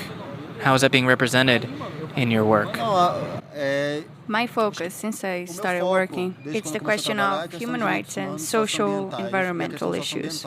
We say social environmental because we believe that inside the environment with humans, they exist in harmony. I think independently of government, the question of human rights needs to be a focus of every government, any government that comes in office, and so on, anyone who's in control of this administration. So human rights is what there must always be, independently of left and right. What I try to nowadays, I have a progressive outset. I believe in the people, in the population. I believe that we live in an unequal system, and who has a lot continues to have a lot, and who has nothing continues to have nothing. Unemployment rates are monumental.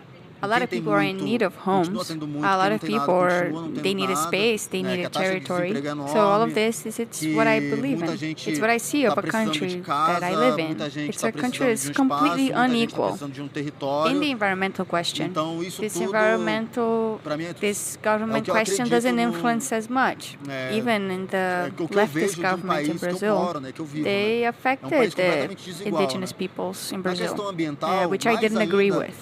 But now with this right-wing administration that we have now, there are many projects that I don't agree with.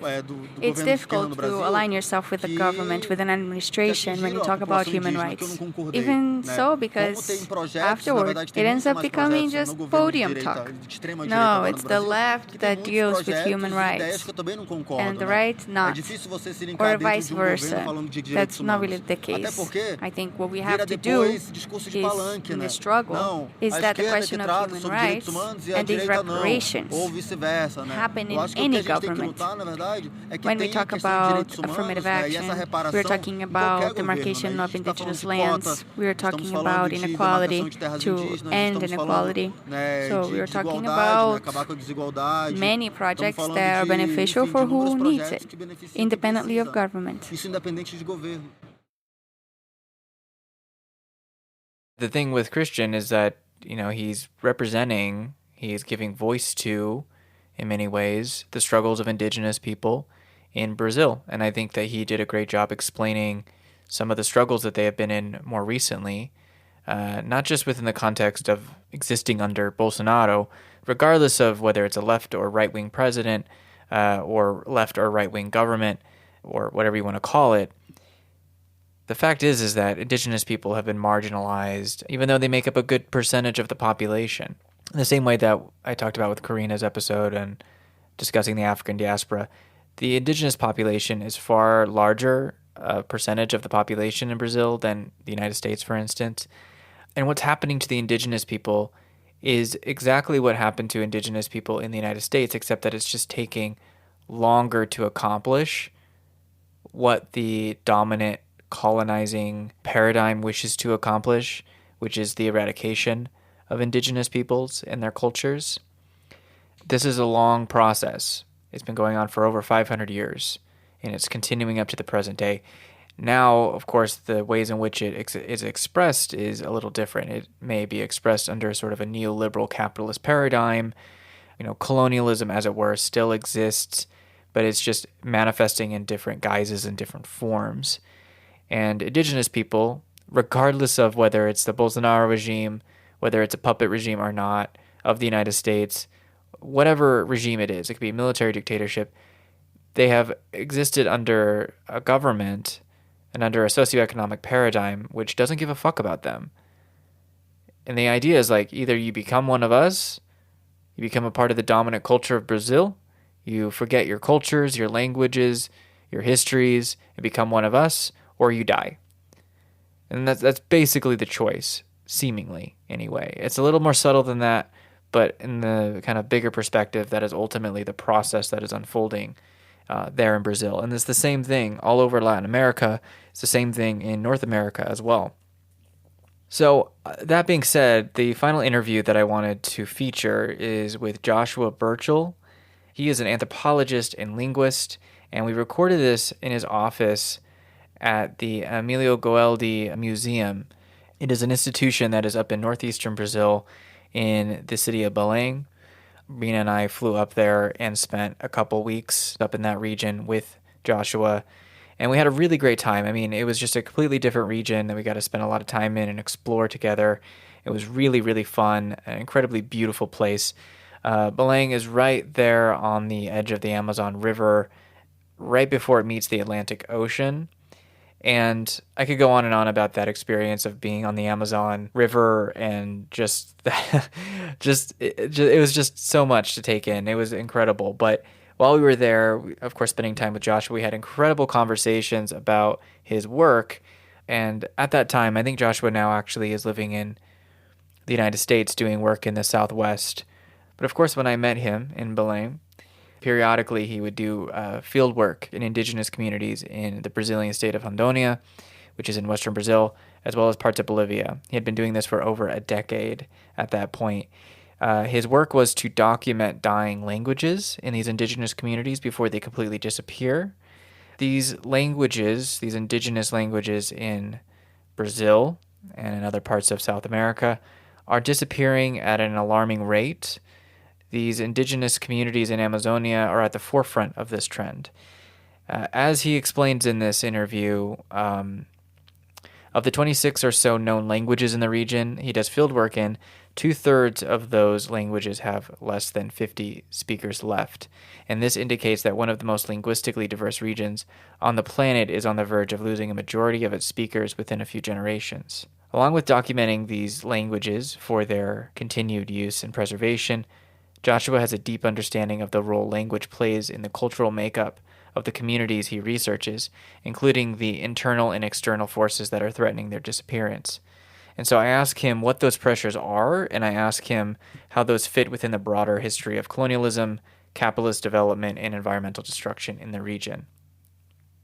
Yeah, I mean, I guess I was just reading there the description of the episode, but yeah, I think because Joshua became so integrated and connected with these communities over those years, he developed a deep relationship with them, with those communities, and understood the various forces, the various subtle and not so subtle reasons as to why these languages are disappearing. Now, we can talk about overt violence against indigenous people, but there's other forms of systemic violence, of erasure, that occurs with indigenous communities. It's not just that, they're forced to do these things. It's like there's pressures put on them economically to learn Portuguese, the dominant language of Brazil, and to forget their indigenous languages because it just lacks a certain utility in the socioeconomic system, right? So this is what I mean when I talk about genocide as being an ongoing process. It's not just this extremely overt forms of violence that we tend to think about when we think about genocide. It's cultural, often, especially contemporarily. It's the destruction of land and the environmental violence that occurs as well. But a lot of these communities have been established, but nonetheless, they are experiencing this loss of cultural memory, the cultural inheritance that they have. And what Joshua does with his work, or what he did when he was there, was to help for academic purposes, but also just in the benefit, I think, of these communities, which is to document these languages as thoroughly and as well as possible from an ethnographic perspective, which is to say that he didn't just write down the languages and make dictionaries and all of these things for these people. That was a part of his work. But it was also to understand language within the context of how it's practiced and spoken and developed within these cultural and community contexts, right? Because language is a lot more than just vocabulary and grammar. It's the actual spirit and essence of the cultural body in which these people are a part of. And that is what is being lost right now. So when genocide occurs, we all lose from that. Certainly the people that are experiencing the genocide are on the blunt end of it, most definitely are experiencing the absolute worst of it. That absolutely is understood. But as a human community, as a collective, we are all impoverished by the loss of these languages and the loss of these indigenous cultures. Well, so not all linguists work like this, but like I really take an ethnographic approach to the work I do. Like I'm really interested in how people use their language, like in their day-to-day lives, and even how they use language in situations where the language isn't being used very much. I think as a linguist, it's really interesting to observe that. And so having kind of day-to-day access to people, like outside of like a kind of formal, like, 2 o'clock, we're going to have a recording session at my house. Having just like a more day-to-day existence with people, you get to observe a lot more, right? As like what we call in ethnography, like participant observation, right? So it's like you don't want to interfere too much with the scene, but you also want to participate in it so you understand the dynamics and you can have like good observations on how things actually act, and that they're not like performing it for you or anything like that, that you're participating, right? So sure. You want to get to all those. Yeah, I imagine you can't really do adequate research without being kind of embedded in it, Yeah. And that's definitely the approach we take. There are people who are more interested in like abstract linguistic structure, who are completely content with just like sitting in a hotel room and asking questions. But that's not really like the way I go about my research. I take a more hands-on approach, more ethnographic approach. Okay.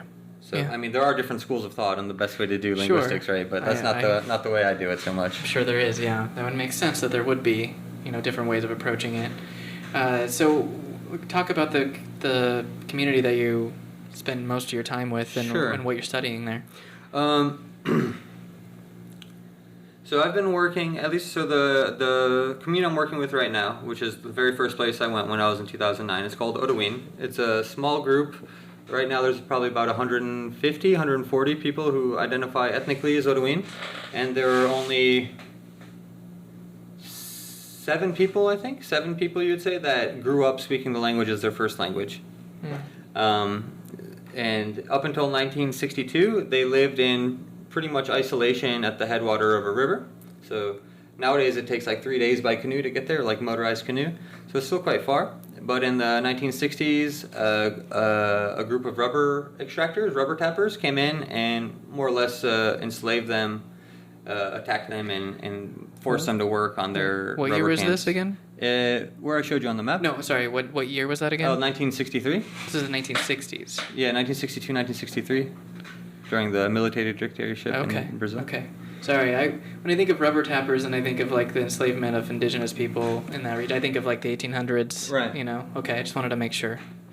No, so the people I work with were people who have. So the last people who speak the language are the people who survived this, right? There were lots of people who didn't survive, right? Who didn't survive the violence and the sickness and all the stuff that came with the involuntary contact. So of the people who were left, I think there are 7 now who were like born and had like gotten some degree of linguistic competence before they grew up. They were forced to relocate. So okay. Yeah.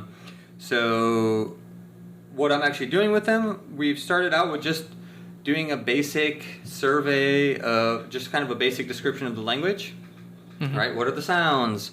What are the words? How do we form words? Like what's the morphology, like we say, right? The different pieces of the words. How do they do different sentences, syntax, right? The structure of sentences and phrases and stuff. So we're kind of doing all that. That's just kind of like our basic description, right? Basic description. And also as part of that, we made a large corpus of their traditional stories, right? Like their mythology. So back when I started, actually, this is kind of one of those reasons why this work's so urgent. So when I first started working, there was an old man named Tiomi, and he was like the last full adult in the village before contact. So he was the last one who had a kid before the contact with the rubber tappers, for example. And so he grew up in a different time, right? He grew up before contact. So he learned all of, for example, like the traditional stories and a lot of these things that people maybe who grew up right around contact and that kind of chaos of violence and sickness, they didn't get that stuff transmitted so well. or at least not as a young child. So we worked like every day. I would go up there and I'd bring my camera and my recorder and I'd go to Tiumi's house and we'd record stories. Just like the traditional stories, like where did corn come from? Where did manioc come from? Where did the stars come from? And these kind of basic foundational stories. And we just started recording every day, and then he lived in the next village over. I'd walk over and we'd record it. And that's actually like nowadays a really big part of my data set is the stuff I recorded with them. But for them, the idea was just to record what they call Vovo Grandpa's stories, right? Because they knew that he was old, right? Mm-hmm. And they knew that the other people, his children mostly, didn't know the stories as well as he did. So they put a lot of, not pressure, but they showed that it was a high priority for me to record their grandpa's stories while I was there, right? And so of course I did. And then in 2015 he died, just unexpectedly, 90-some years old in his garden working. And so when he died, he took that whole kind of library of knowledge with him. And so now we have all these collections of DVDs and stuff that we recorded with them stories. And now we have a project. In the last year, I got this project through the NSF, the National Science Foundation, and the National Endowment for the Humanities to do a dictionary project with them. And so these old stories that I recorded a long time ago, plus a lot of like interviews and these type of things, I've been working with 2 people from the community, younger people who don't speak the language as a first language, but are kind of like relearning the language, almost like as a kind of at home and in school especially. And I went and we taught them how to do some transcription stuff on the computer and got them some laptops. And so now they're working, right now, and I'll go back next week. Mm-hmm. So now the next project that we're doing now is making a dictionary of all this stuff. Yeah, how long are you usually out in the field at a time? It depends. My field trips tend to be about a month apiece. Okay. Usually that's like, It depends. Sometimes it'll have to be a little longer. Sometimes it'll be a little shorter. This trip is unfortunately going to be quite short, but somewhere between like 2 weeks, I think, is like the minimum in terms of just the amount of like resources and effort it takes. Somewhere between 2 and 6 weeks is usually about a good field trip. Some people take a different approach and they like to do just like 1 6-month, like a whole semester in the field, right? Different people do different. But that's especially more common in people that are doing like a PhD project or something, right? They'll take a semester. Right.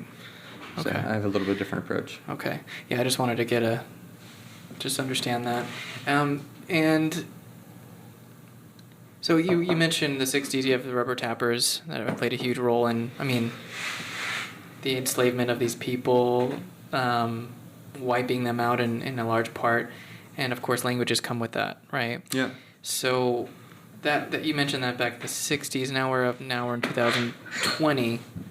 So what is going on now? You mentioned there's many languages are dying out. Just generation after generation, there's less and less of them speaking the language, passing that on generation to generation. What are some of the causes of that? Like, what have you observed that's causing these languages to disappear? At least in your personal experience, maybe not in a general sense, but... without trying to like ascribe my own values to it, I see that what happens is that within a community, people see that their children will have a better life, or in their own view, that their children will have a better life if they speak a different language. Mm-hmm. That's really at the heart of it, right? They see like they'll have a better life if they can speak, for example, Portuguese, because they'll have access to the national economy. They can talk to other groups nearby who probably don't speak their indigenous language either. So at least, in the kind of like real general sense, that's really it. It's like it's a conscious choice between parents to how they teach a language to their kids. Mm-hmm. But at the same time, there's all these kind of external factors to it, right? Sure. Stigma. Of course, and then also, so there's this economic aspect to it, right? They see that their lives will be better if they have access to more opportunities, whatever, outside of the village. So, that's another one, is lack of economic opportunities in the village, or so having people constantly searching, being dependent on the outside economy, and then constantly searching for jobs and that type of stuff is one, one factor. Another thing that helps. Especially in these situations like I've been talking about, where it's really extreme language loss, where we're at like the last generation of speakers, and then there's at least 1 or 2 generations in between that don't speak, or maybe there's a generation, usually there's the generation of passive bilinguals in the middle. So in those cases where you can really make a difference is through education, or through helping people make pedagogical materials, booklets, lesson plans, dictionaries, pedagogical grammars, text collections. These are all like really valuable resources because these are teachers who nowadays in the state education actually, is in theory quite favorable towards indigenous languages, but they don't have the expertise or the resources to do anything about it in terms of materials. Or so maybe somebody will do it, they'll make, let's say, but they'll be an educator and then they'll try to make, let's say, a dictionary of a language or something. But sometimes you need a little bit of extra scientific background to do something that's technical like that, right? Or maybe like a lesson plan or something. But so there's this kind of like delicate balance between these things. It almost seems like there needs to be this almost educational infrastructure in order to preserve and maintain and continue a language now. Is that what you would say? Or is it something, because if you're talking about stigma and economic pressures and all these other other things that are putting pressure on them to not speak their language anymore, you might need these more institutional factors to keep it going. The basic idea is that we need to like strengthen context where people feel good or appropriate to use their language. Mm-hmm. Right? Mm-hmm. There are going to be certain contexts where you're not going to be able to, right? Let's say you live in a village and you go to the city, you go to the grocery store, and the cashier's white or whatever. You're not going to be able to speak your language with them. So like that's a clear like domain of use where you're going to use a different language. But let's say a parent talking to their kid in the village, or the school, right? The school setting, or parties. Like there are different domains where people use the language, right? And the idea is to kind of strengthen those. Like in my own like growing up as a not always completely balanced bilingual between English and Portuguese, when the one area where I felt like I really had a lot of Portuguese growing up was when my grandmother, who didn't speak English, would come and live with us for like summer, right? And so that like created a social context where I had to use the language, mm-hmm. right? And I think like similarly that kind of same idea can apply in indigenous communities when there's like contexts where people where it's seen as a positive thing to use the language, that helps support the use of the language even more. Right. Okay. So I think something that maybe I mentioned this already, but the original reasons why people were not speaking their language was because of really just external force. I mean, there was people coming in and they were killing them or threatening to kill them or enslaving them. I mean, there was like colonization, hundreds of years of this process. This isn't like in some cases, absolutely. Yeah, in many cases, right? And so you don't have to project or put any political or anything values on top of that. It's just sort of a historical fact that these things have happened, right? Absolutely. And as you mentioned the stigmas attached to speaking the language and the contexts are different for them. But there is the economic context, and I think that this seems to be this battle that's been going on for a long time, which is to preserve not only the language but the lands, to sort of have indigenous people have land mm-hmm. that is their own, and talk about creating contexts in which these languages can be preserved, having like their land, some sense of sovereignty over their space, seems like to be really crucial in that process. Would you say? Absolutely. I mean, having enough land so that their culture and way of life in general is self-reproducing, I guess you could say. Mm-hmm. Yeah, I mean, that's super important that they have enough access to resources to where they're not completely dependent on outside resources to survive. So that's a big thing. But for example, like in the group I work at, it's very far away, right? It's 3 days by a little motorized canoe. And you go there, and it's just absolute bounty. Like, you can go out, fish for half an hour, and come back with, 40 pounds of catfish. You can, walk half an hour in the woods and come back with 2 game birds, like these type of things.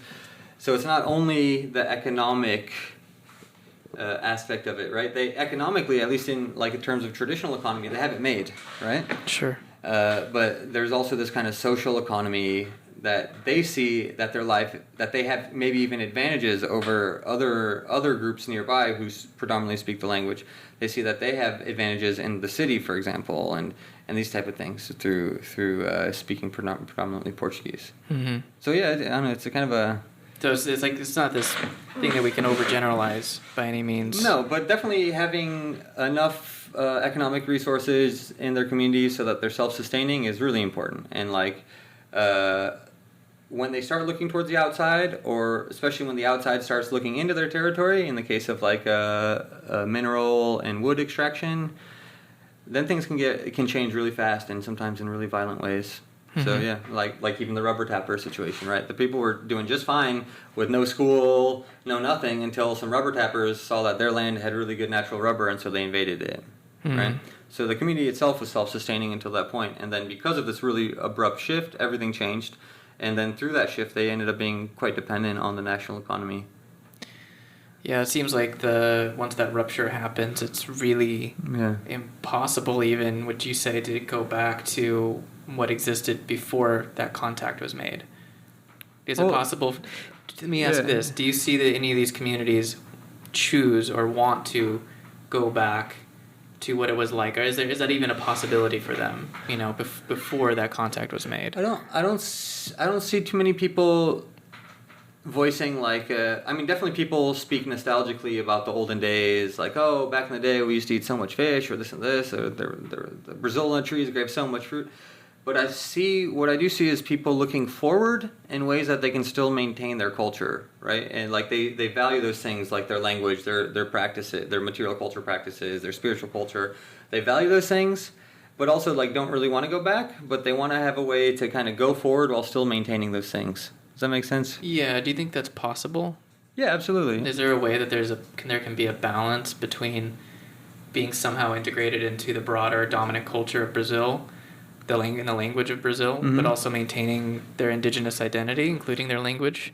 Absolutely. I think a lot of groups have really successfully done that, and I think all indigenous groups right now, not just in Brazil but all over the world, are constantly negotiating that process of like maintaining their own identity but still interacting right within the larger sphere around them, because nowadays very few groups are in isolation, right? So it's right.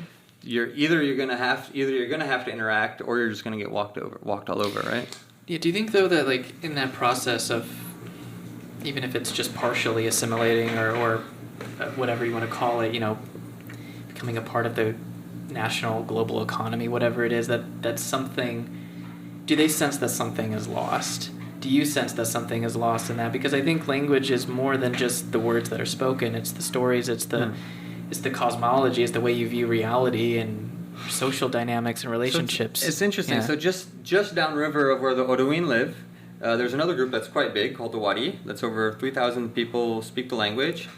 And through speaking the language, they've been able to maintain a lot of stuff, except that their contact with Western society was mediated in large part through North American-based evangelical missionaries, right? Okay. They're called the New Tribes Mission of Brazil. And in this case, there was a lot of social pressure for the Indians to change. Not their language was fine, but just the way they lived, right? So they had to stop drinking, like stop their festival culture, they're like corn drinking festival culture, which the missionaries saw as very hedonistic, involving a lot of alcohol and sex and these type of things. They had to stop talking about, they had to stop doing their funeral practices.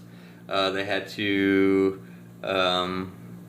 they ended up kind of changing the way they lived. They used to live in like large extended family, 1 or 2 house settlements. Now they got kind of pushed into villages so that it was easier to administer services to them. And so being in higher concentrates causes a lot of problems that they wouldn't have if they lived the way they used to, right? So it's like, even though they were able to maintain their language, so maybe at first look you go by there and you're like, oh, look, they all speak their language. It's just like it was 100 years ago. But if you look a little, not even a little deeper, you just look around, you see that like things have really changed quite a bit, right? And the way that this group has negotiated their contact is different than the way the Odoin have, where the Odoin still have their diet's quite different because of how far they live. They're still quite traditional in terms of like the food they eat, and being so far from the city, they can't be that dependent on on like foodstuffs from the city. But they lost their language, and I don't know.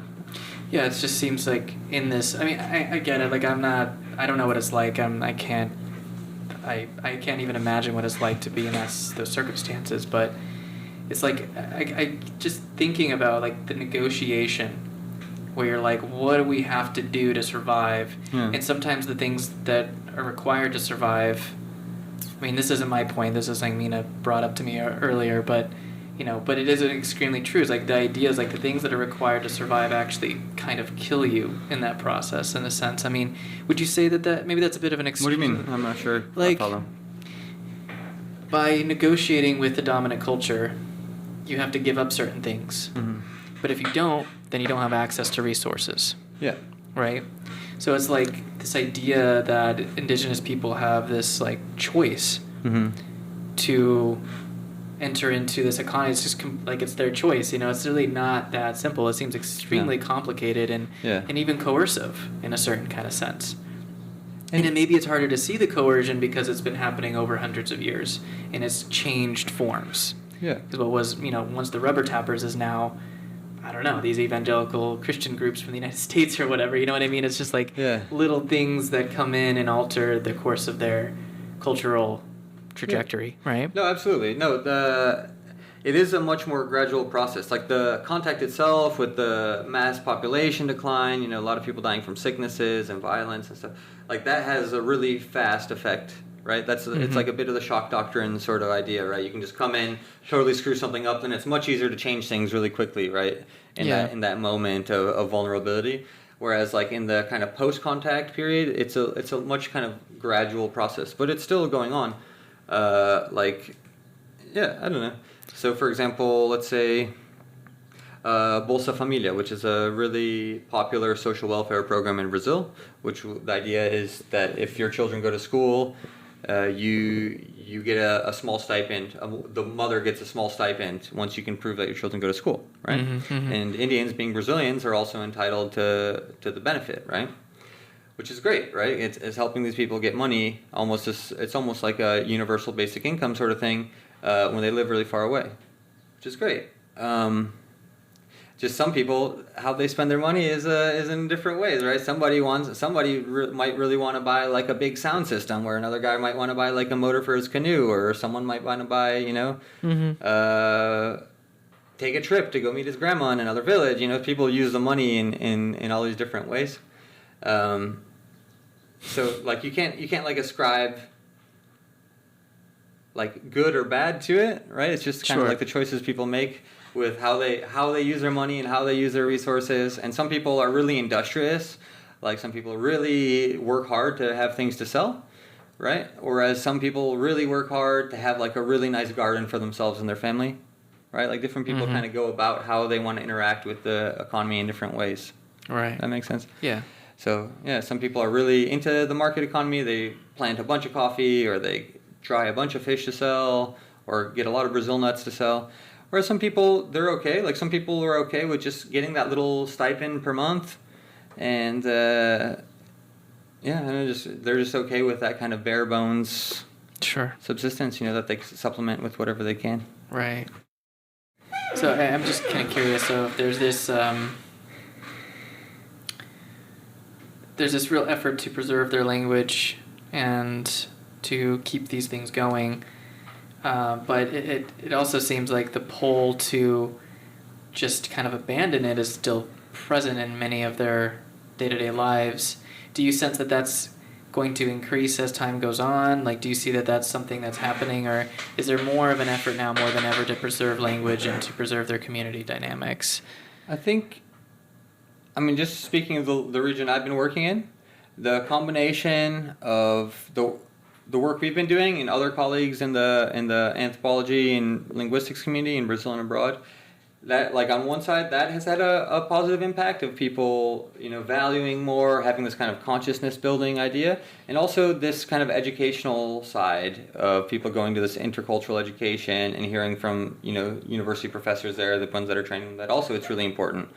And having this intercultural education actually makes it, to a degree, like commodifies their culture a little bit, because like you're a school teacher from X community, you're expected to go to that village or go to some educational event, or let's say a little conference or something. You're expected to go as a representative of your community. So then you have pressure from your relatives and either people from other indigenous communities to represent that community well, their language, their culture, their knowledge, their stories, and those type of things.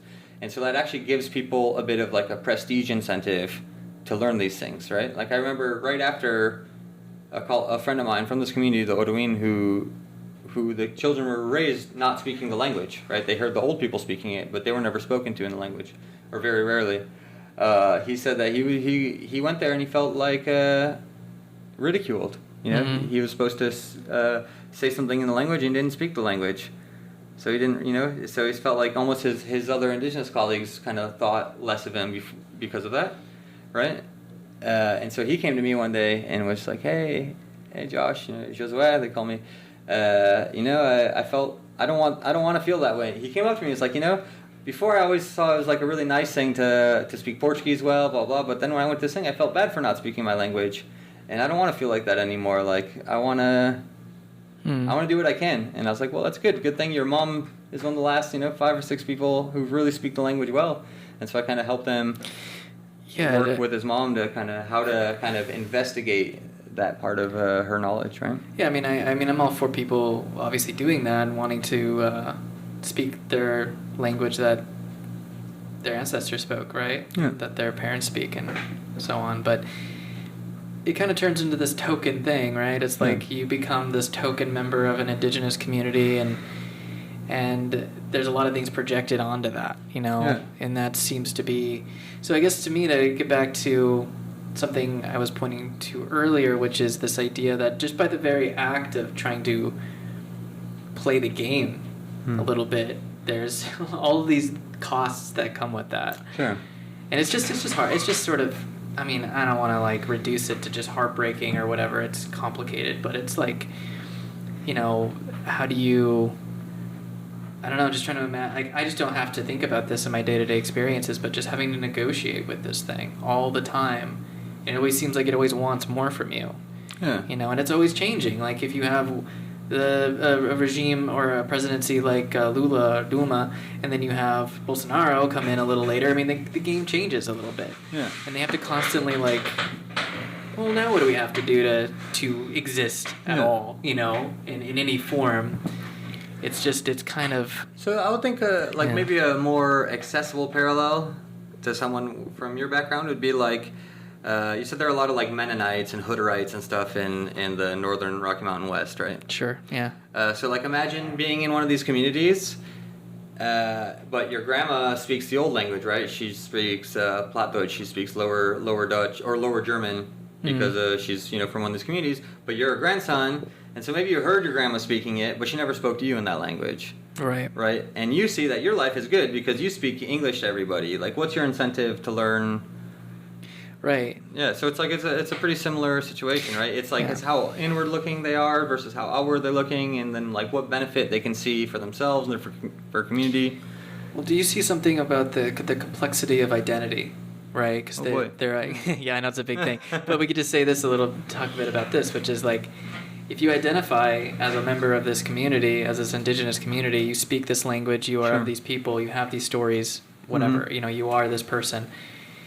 And then you do see the, maybe there isn't really any actual immediate or even long-term benefit to preserving that culture, that identity. I mean, that's just got to be like, I mean, how do people that you interact with in these communities, do they have this question, you know, about what it means to be who they are?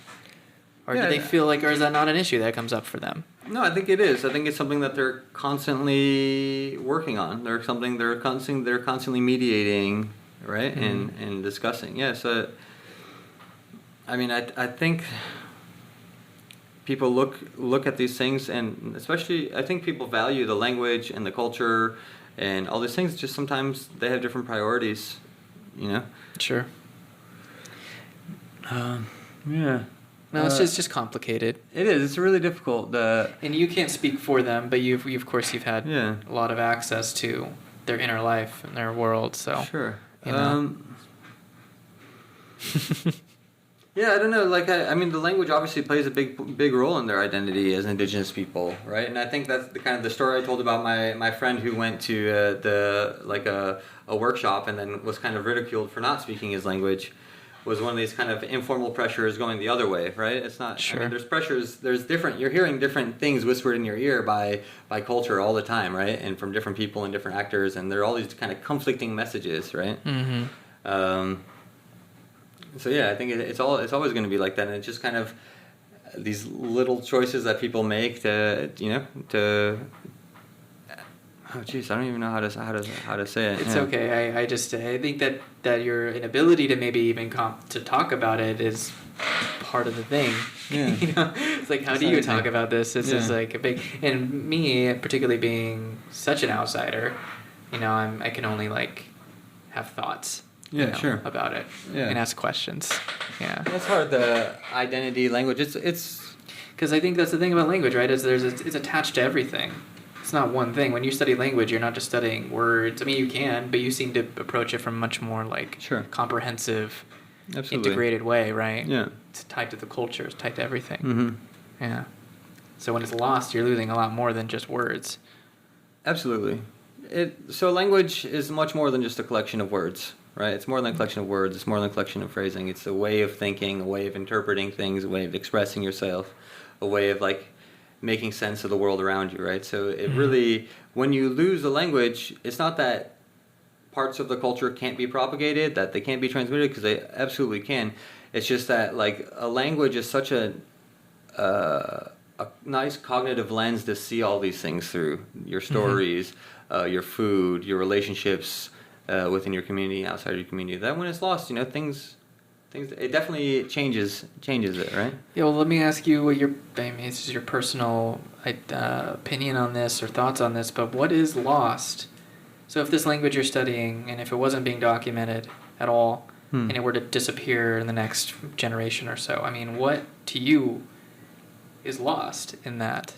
That's a value for people that are outside. It's like, who cares? I speak English, everybody else speaks English, everybody speaks Portuguese here, whatever. What's lost? What's lost in that process?